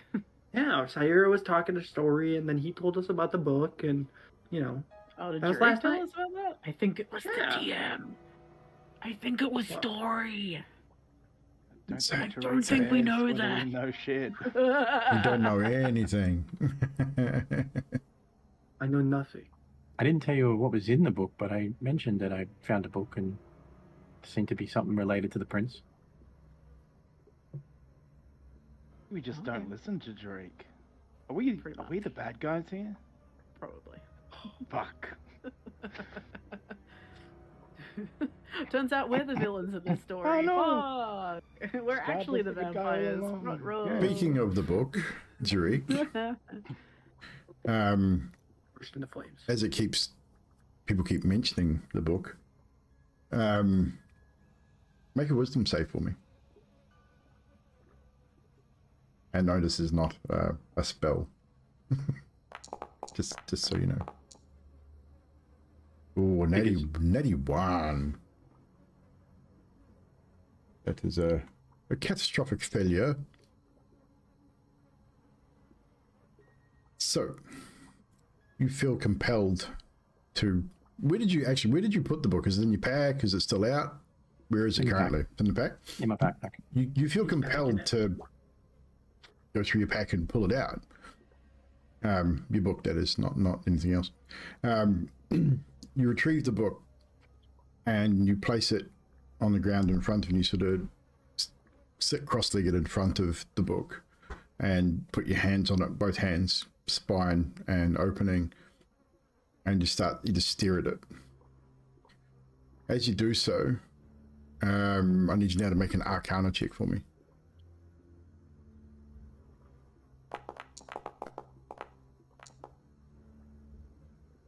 Nice. You notice, you open it to where you first read that first part, and you now notice a glyph appear on sort of the next section of the book, almost a few pages in. You notice that you open it to that page, and as you do so, the glyph dissipates. You recognize that there's potentially a glyph, some form of glyph of warding or something's changed. As you do so, you start to watch as the unknowing symbols in the next section start to move, as the black ink starts to twist and turn and starts to form words and script. And you can now read another passage in common. I, Strahd, Lord of Barovia, well aware of certain events of my reign have been desperately misunderstood by those who are better at garbling history than recording it. Hereby set down an exact record of events that the truth may at least be known. The pages then flutter and open and flip backwards and forwards in front of you. You're all seeing this. And a mist starts to spew forth from the inside of the book, filling the manner in which you're now standing, sort of swirling around you. Becomes a little disorientating, almost like a tornado of mist and fog as you're now engulfed in mists. You all hear a deep voice sort of echoing off the outside of this. I am the ancient. I am the land. My beginnings are lost in the darkness of the past. And it echoes off into the distance. You now find yourselves in a strange place. If you look down at your own hands, you're wearing armor. It's not you, however. Human hands, you find as you look down at your hands, gloved, armored. You look down at your body, you see a tabard with the raven crest on the front. You look over it, your friends, or who you expect to see your friends, and you see other human individuals in the same garb, swords, shields, couple with spears. It's odd. You feel you can think, you can, in your own voice, you hear your own voice inside your thought, but as you speak, the words are foreign in a language you don't understand. You sort of turn back and there's a vision of a man disperses in black and red cloud before reforming into a young boy, maybe 12, 13 years old, a small sword at his side and tears streaming down his cheeks. The mist recedes a little further, revealing a well-adorned, sunlit castle courtyard, not dissimilar to the castle cloaked in darkness on the hill above the township of Berez. Low buzz of insects and humidity add weight to the summer air. Hanging on the ramparts overhead are red banners depicting the same raven iconography as cast in metal on the cover of the tome and what is on the crest that you now wear on your chest. That boy stood before you moments ago is now sitting atop a small set of stairs leading to a wooden door. From behind it you can hear distant but boisterous laughter.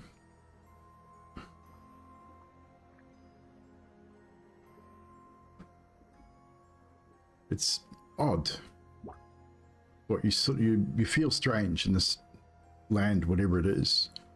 The courtyard itself is walled on all four sides, about 30-foot tall stone walls, well made, well built. 10-foot tall wooden double doors set in the east, south, and western walls. The boy is seated on the stairs. Bears a very striking resemblance to the prince that you met at Berez graveyard with Irina. Sitting with a sword, this wooden sword laid across his lap, hairs streaming down his cheeks. Sitting next to him, or standing next to him, is a elven man. Well, drow, dark skin, blue-grey eyes, long, silvery hair. Seems to be talking to an older man, bearing a similar resemblance to the prince that you'd once met.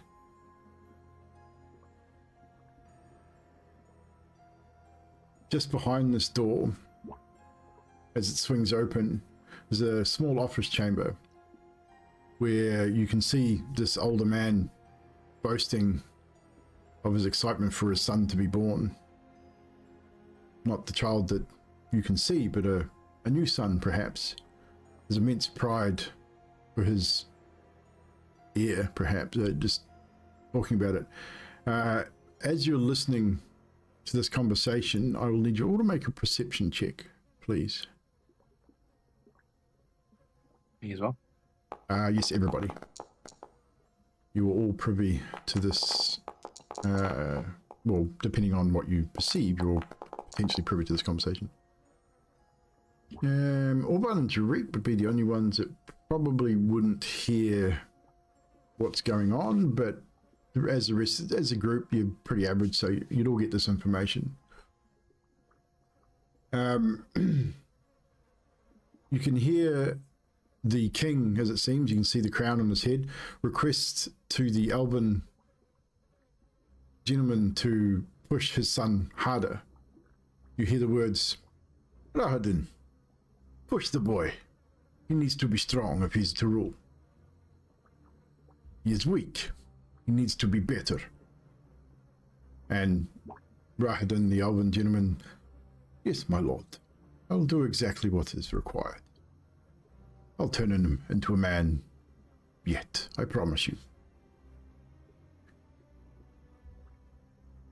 But he's still far too young to lead, and he's brash and foolish and overzealous. But I will work with him best I can.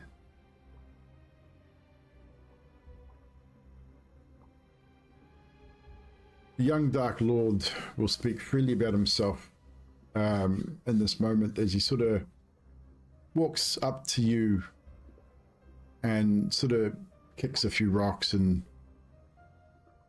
looks in your direction. And all of you feel yourselves sort of bow, as instinctually this is obviously the young prince of these lands and you are his servants, or at least his personal guard, it seems. And he says, "So, what do you think of my skill? Am I getting better? Perhaps? Worse? What do you think?"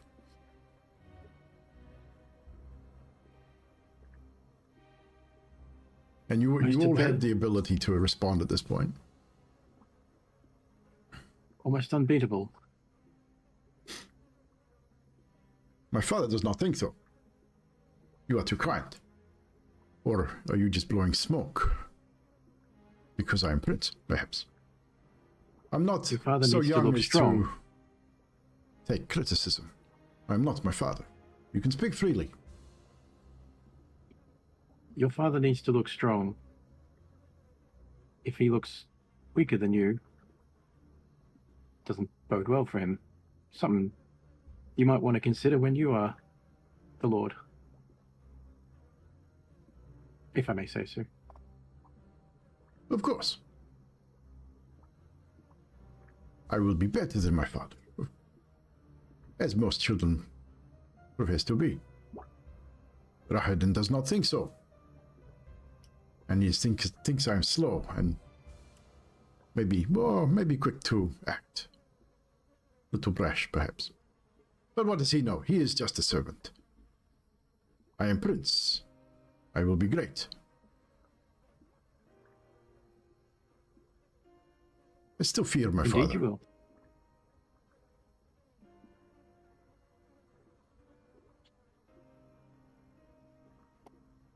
So as you converse backwards and forwards with the young prince, he seems nervous about living up to his father's expectations.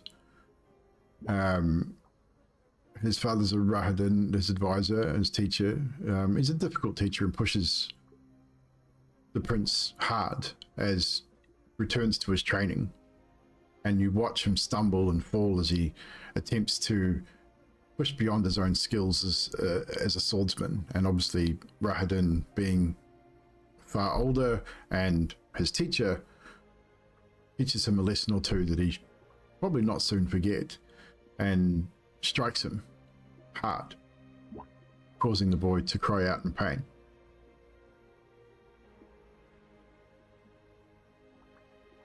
You are aware that his mother, the boy's, the queen, Revenovia, is pregnant with a boy, it seems.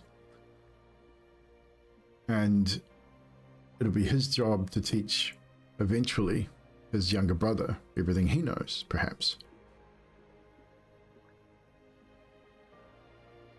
How do any of you react to Rahadin striking the boy hard, causing him to cry out in pain, become angry as his personal guard?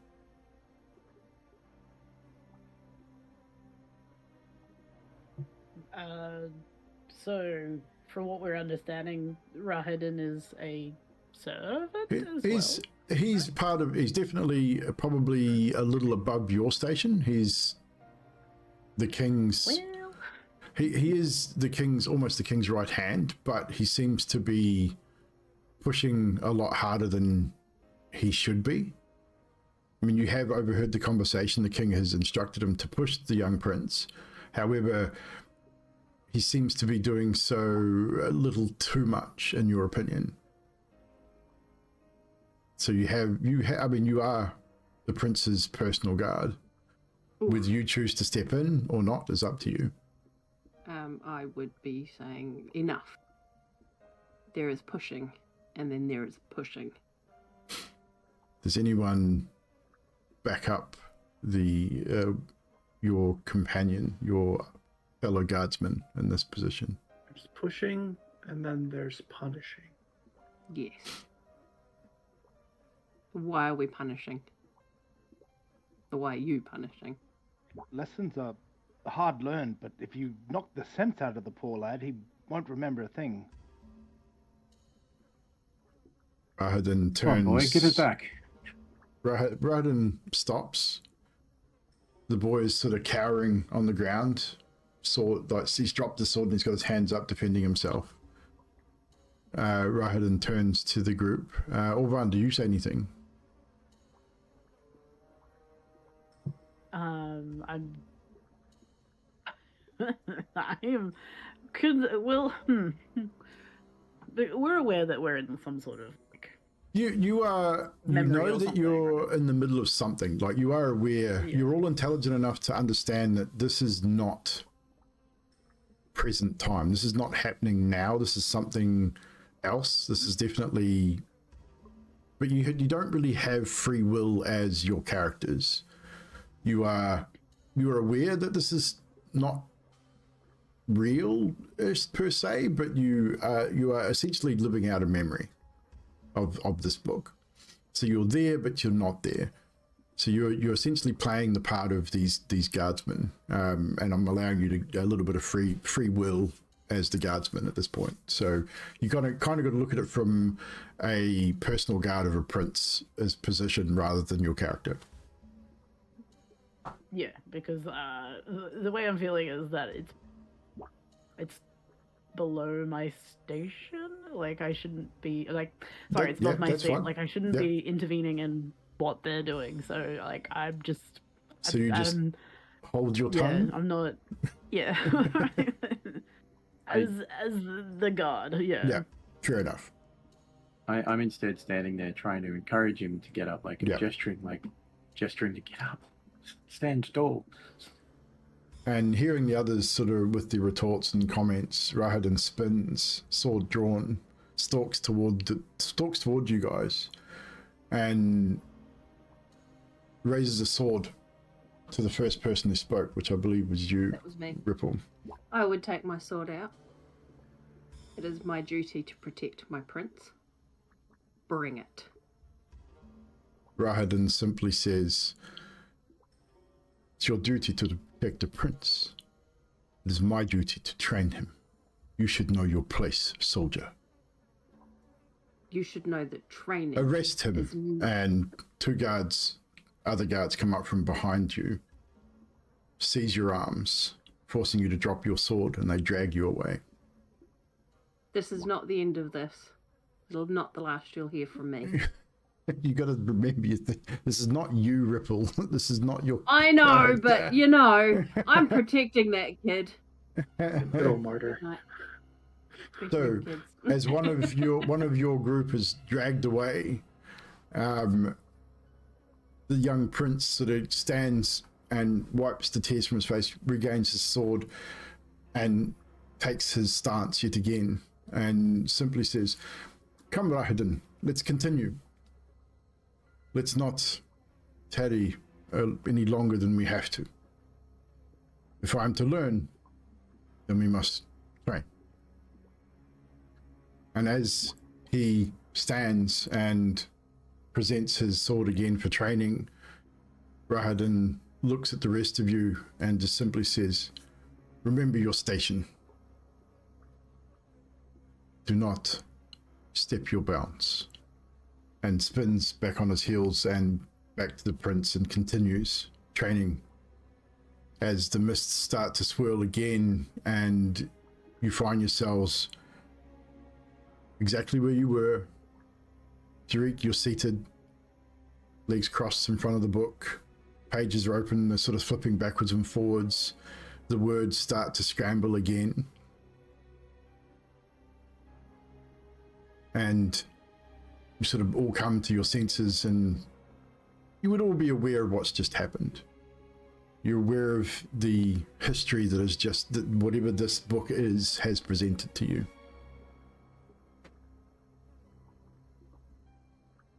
Well, if archaeology was just like that, I wouldn't have much of a job. Interesting. Neither would I. And as you sort of start to talk to each other, you hear these words just off the edge of your ability to hear things, just almost a whisper. Yet that past now is filled only with regret.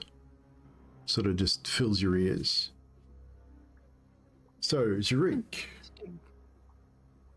as you have now read chapter 1 of this tome, you are the attuned creature. You can now cast illusory script as a ritual once per dusk. By combining the shorthand used to inscribe the spell into this book, the text from the chapter and the scrawlings along the diary's margins, a pattern begins to emerge in the swirling mysterious symbols on the following pages. So essentially, you gain that spell as a ritual cast once per dusk. And I should be able to add that. You should be able to add that to your list. If you can't, let me know and I can add it. Yeah, I can add it. So we just have to be aware it's basically once per day, and it will not consume a spell slot as it's a ritual cast.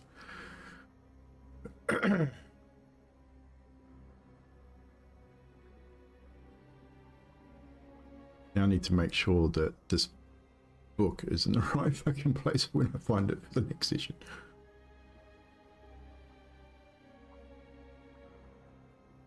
And D&D, Old Adventures, Curse of Strayed, Home of Strayed. Let's move that to D&D, Land the Lost.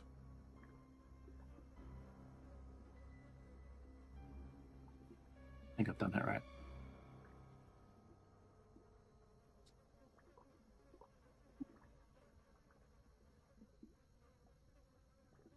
Right.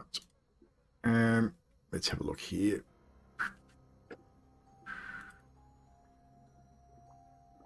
Spiels. Illusory script. Yes, 1v1. Yeah, that's right. As long as 1 out of 1, that's fine. Yep. So, you've also realized that you've probably lost 2-3 hours of the day.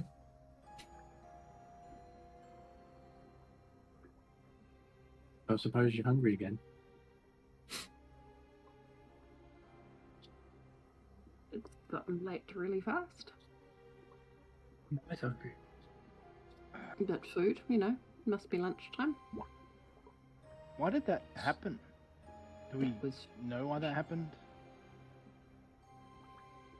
I think there's some sort of enchantment in the book, and the more I understand it, the more we're experiencing. That was a very interesting. What would that be? Memory? I guess so. Anyone then- who is proficient in Arcana can roll an Arcana check. Land vehicle. I don't have that. Oh no. On I hit that stuff. vehicle.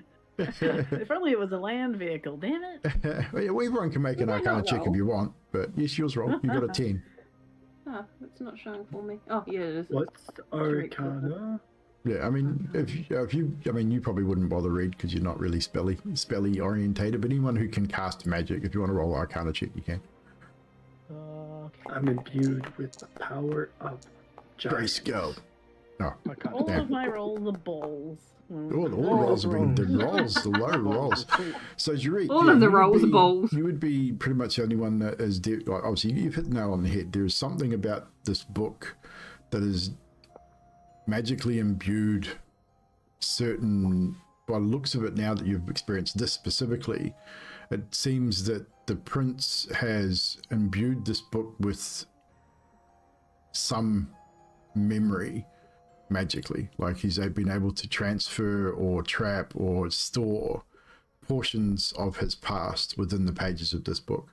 And now that you've been able to read you basically read the preface initially, which gave you a little bit of history into a little bit of backstory on him specifically, and now it's given you a brief look at a time in his past that is either A, precious to him, or it's something that stood out to him for whatever reason, and he's managed to store it in this tome, which would lead you to believe that, obviously with further study and further reading, that you may be able to come to understand the prince a little more. You might be able to find out things that could help you potentially get home, or essentially gain an alliance with the prince, perhaps. Maybe this is something that he's lost and that he wants back.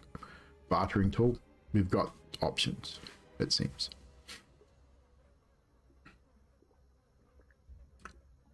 I mean, if you get better with the book, that'd be good, because I don't think we should just do that again.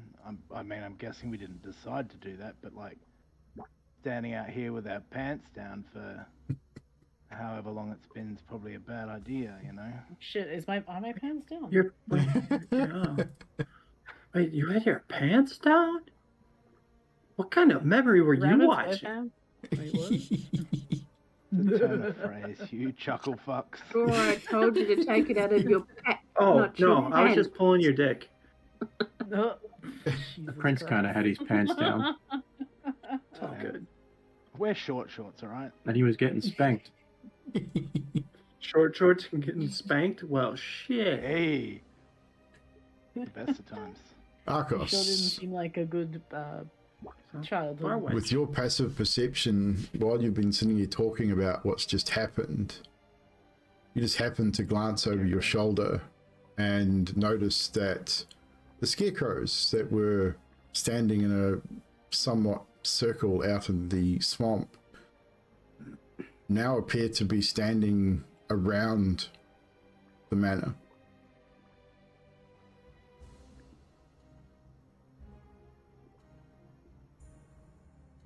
No one else's passive is high enough to notice it.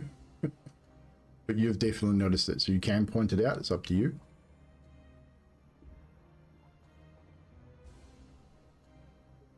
That was me? Yes, that was you, Arcos. You are the only one with a passive high enough to notice it. Oh, actually, you know, not even Reid would notice it, because he's the next highest. So...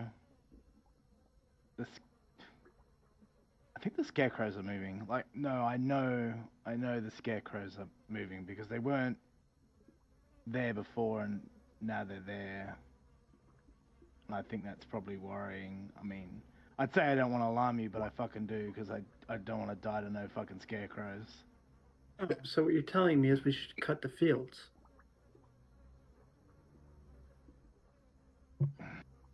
Did they see us with our pants down? Entirely possible. Oh, shit. And now they're encroaching upon us. Did the scarecrows have eyes? Do the hills have eyes? Guess we'll find out. Well, I've never fucked a Next scarecrow. time on so- Dragon Ball Z. No. It's over 9,000.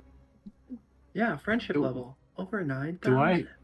After looking outside, being directed to this, do I notice anything about the goats? Looking around, you would notice. Yeah, I'd say by this stage, looking a little more closely, seeing the scarecrows are now moved. I mean, they're not moving, but they have moved. You would notice that one of the goats is not alive anymore. In fact, it has been rather brutally dismembered and disemboweled, sitting in the pen.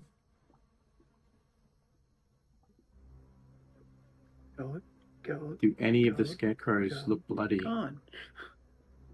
I'll get you to roll a perception check. Look a little more closely.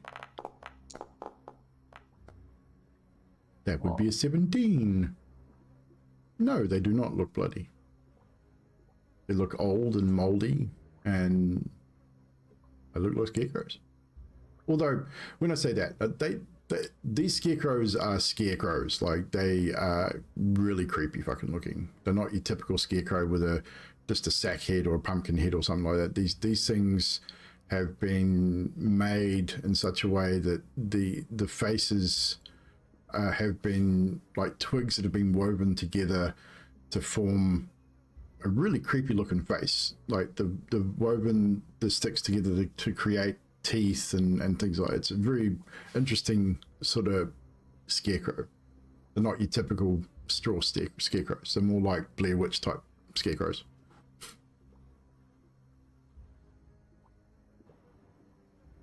I look at Reid and at Ripple. No biting. What? Did you? There's a dead goat outside. I We've prefer been bison. here with you. It's not us.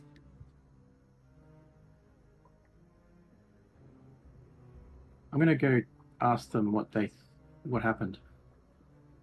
So what? The Ask who? goats. Yeah, I head outside and I cast Right. speak You with got to animals. speak with animals, haven't you? I assumed I the will. dead goat. I will so let that you. went I'll let you weird. move yourself here, Jarek, so I know what path you take. Just I'm gonna go straight past this one. okay. Right. I look at it as I go past, but I mean, it doesn't, like, its eyes don't follow you or anything. It doesn't really have eyes, so it doesn't really follow you. It doesn't turn.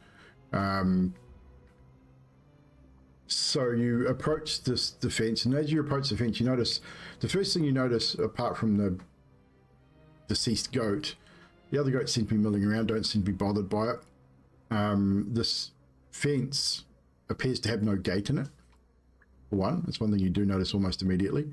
So you're sort of looking around, and on top of the fence, there's not as many in the picture as there is in the actual reality of this. There is, the top is just lined with skulls around the whole top of this fence. Human skulls. They're all on almost every picket on this makeshift wooden fence. It's just lined with human skulls. Did we miss that before?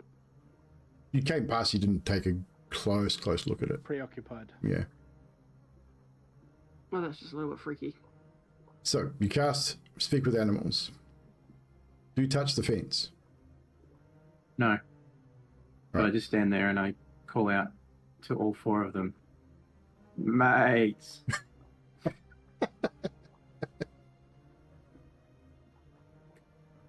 What I'm happened out. here? I'm done. So one of them sort of turns his head, chewing on his freaking, well, what little grass there is in here, and sort of looks at you and goes, "What's up?"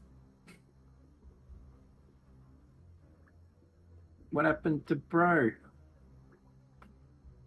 Sort of looks at you and goes, "No fucking idea. Not even sure how I got here, actually. Come to think of it."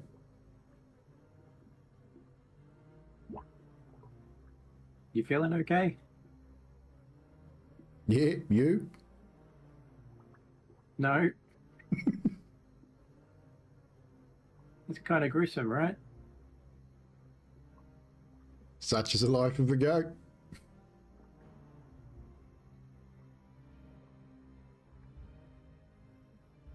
You scared it'll happen to you? Not really. This is all I know.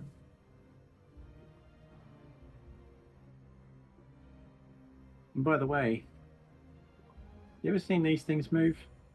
I point at the scarecrows. Well, shit. They were over there yesterday. You get the impression that I mean, the fence is high enough that they can't jump out, so that, and you can see with the way it's been made, it's not overly easy to see out of it for them. So you get the impression that they're not really aware of a whole lot going on outside of this area.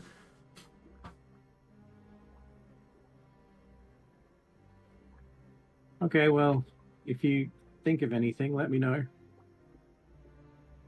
Sure. Is all And I head we back in. see is just Jarek in the field bleating Yes. at a goat? Yes, Cool. that's exactly what you hear. Sounds great. No, you hear them Awesome. screaming at the goat. These are screaming goats, so it's the whole fucking. That's what you hear.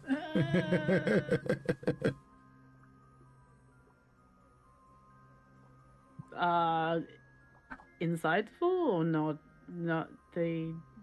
You can I'm move yourself assuming- back naturally if you want. And it does. No, they know nothing. What did you ask about these things? Yeah, they saw that they moved, but they didn't see them move.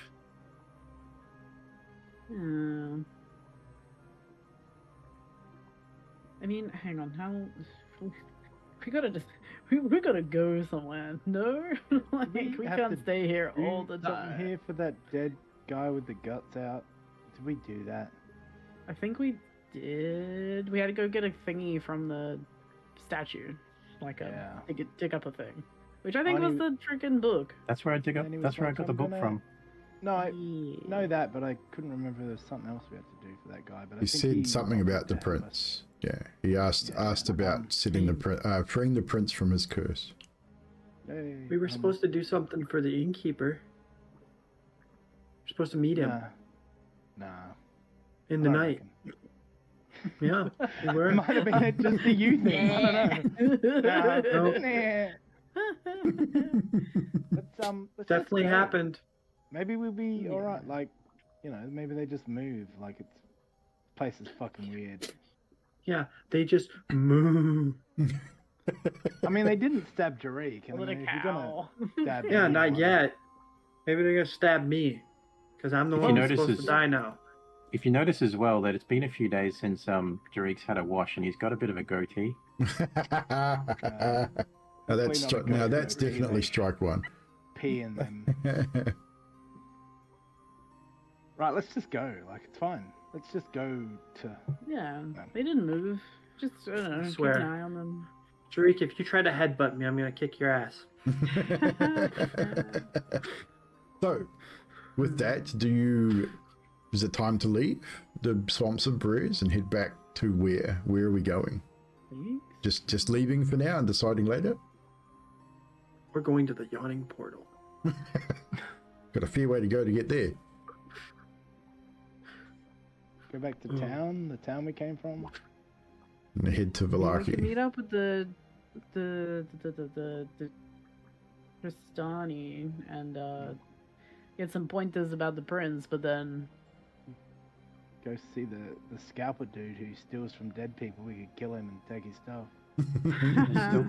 There's still that manor back there too. We scalp as an him. option. Yeah. Anyway, wasn't it just that we Arcos had a goes to creepy leave. dude walking across enough the of being thing? here. So No, there it's was a time different to one. leave. Ah.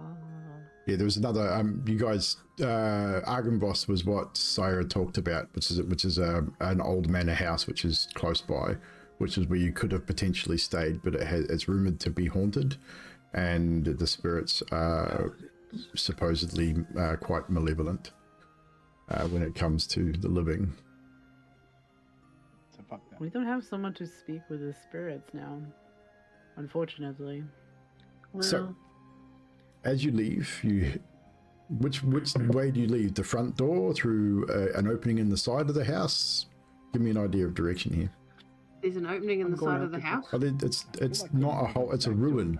Like Oh, look of at the course. map. It's a ruin. It's not actually a house anymore. Hasn't We'll just been go a- out the. We'll hasn't just go out been the a nearest house. exit. Hasn't been a house for a long time. I'm going out the door that's right in front of me. Fair enough. for all the openings. I think So, Arco said, as you "Back head door, out- man, let's go." Yeah. Another thing you notice, which I don't know if it was there, I can't remember whether it was there when you first came in, but you notice a large hut, a large tree that's been shaped into a house. Over here. Yeah. I'm pretty sure, I can't remember whether that was there or not when you guys came in. I don't remember. I don't remember describing it to you. So I would imagine it probably wasn't there. So this would be another thing that's probably will strike you as a bit odd that this house is now here, which wasn't there when you came here the day before. Interesting. I forgot a As I scarecrow. leave as well, He's over here. just before the spell runs out, I'm going to turn around and go, "Hey, do you want out of there, by the way?" I'll bring this other scarecrow and he should be there. To the goats. Yeah. Sure, why not? Well, hang on. I'll let you out. I'll go over and try and find the gate. So you walk around it, you can't find a gate.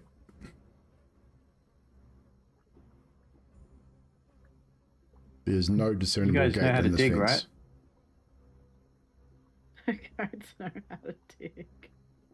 What do we know? What's that? We've done it before. I've got Are a you shovel. bleating at us or at the goats? I mean, just break one of the fences. Reed. You know, I thought I was going crazy. You're talking to fucking goats now? Like, I can talk to squirrels, but like, as you hear fucking Jarek fucking bleating and screaming at the goats. Yeah. So, Reed, you've been asked to potentially break down the fence. Do you try? Oh, you fucking Drax. I'll let you out. Cast fireball. wait, can I do that? Damn, I don't So- know that. Question, Reed, are you going sure. to follow your friend's instruction to attempt to bust down the fence? Yeah. I'm gonna take my hand axe and I'm gonna go try to fucking crack some wood. You're gonna crack some wood, fuck me. Okay, you raise your hand axe. No need to roll. It's a fucking fence. Like, come on, you don't need to roll to hit a fence. You strike into one of the fence posts, for want of a better term, and You die. get You just die. you just die. No.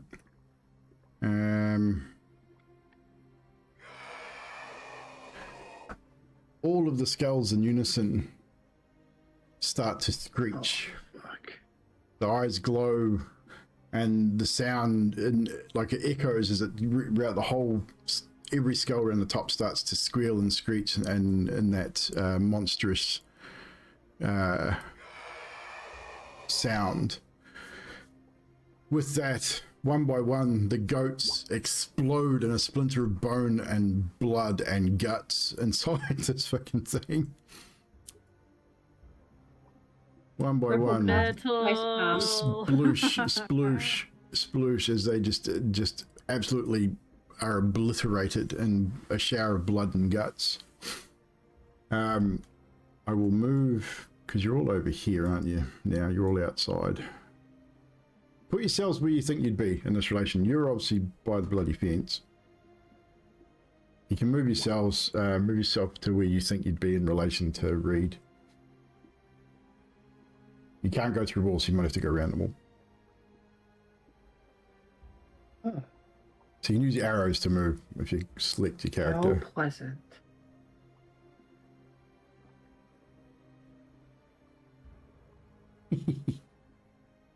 I'm not taking blame for this shit. Why did I walk into the wall? Because I moved you as well. Rude. Yep, use your arrows. That's There it. we go. Right, so Wop, wop, wop, wop, wop. I don't want to be a scarecrow sandwich, but I guess that's where I'm at. so with that, you hack into it. All the skulls start to screech and scream, and then as that subsides, the goats one by one just explode, showering you in blood and viscera. You will need to make a dexterity save. Yeah, just you. Well, good thing I'm not terrible. No, your dex saves are But I pretty do good. have It's a exhaustion, but I reasonably have- low DC. Just roll it. It should I already have exhaustion turned on, so. yeah. Oh, well, that's It great. doesn't really matter. It's low. So, yeah, I didn't got your exhaustion on the other thing, which will give you your I turned on condition. the effects. Yeah, I'll put it on there just so that it gives Oh, okay. the things that we need.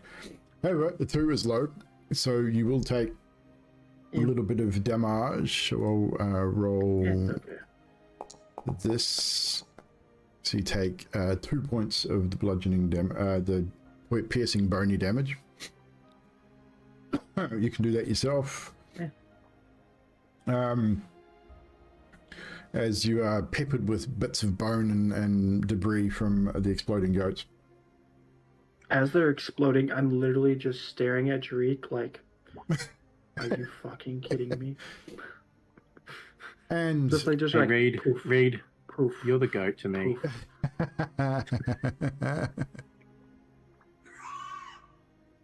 And at the same time, that wasn't as scary as it was supposed to be. That was like a bit of a shrill thing. Let's find a better one. We'll try. Oh God, where is it? Where's my dragon one? Dragon one's better. That's a bit more scarier. As the scarecrows start to twitch and move and turn, animated by some unforeseen force, and start to sort of twitchily, like you think of a Wurzel Gummidge type thing, as you sort of the scarecrow sort of twitches and moves and starts to shuffle towards you guys. And that's where we're going to call it, because this is going to start a combat and we're pretty much right on ending time anyway. So next session we will be entering a combat with the scarecrows. I will add you guys all into a combat encounter now, and we will roll initiative on the next session. Let's get rid of that one. Delete encounter 2. So next session we will be entering into a combat with said scarecrows, as you have awakened them. Well, not really awakened, they just decided to eat you now because you did stuff.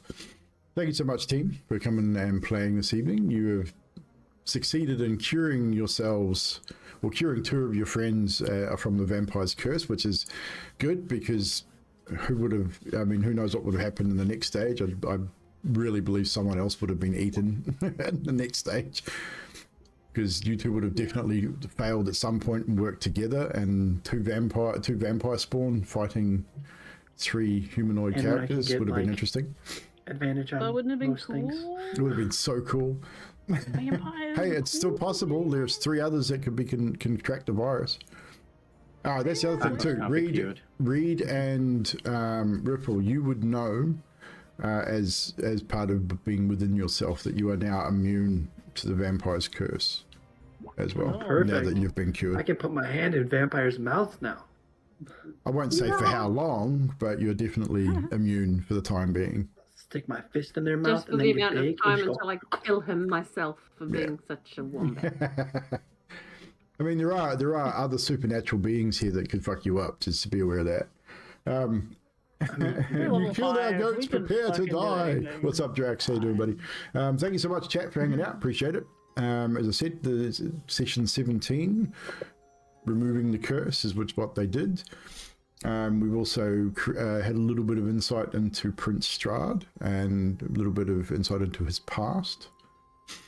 And it should be interesting to see what happens in the next session. So thank you very much. Appreciate it. We're going to say good evening. And we'll see you in a couple of weeks for the next one. Until then, bye. Don't know why I'm waving. Bye. I can't see you.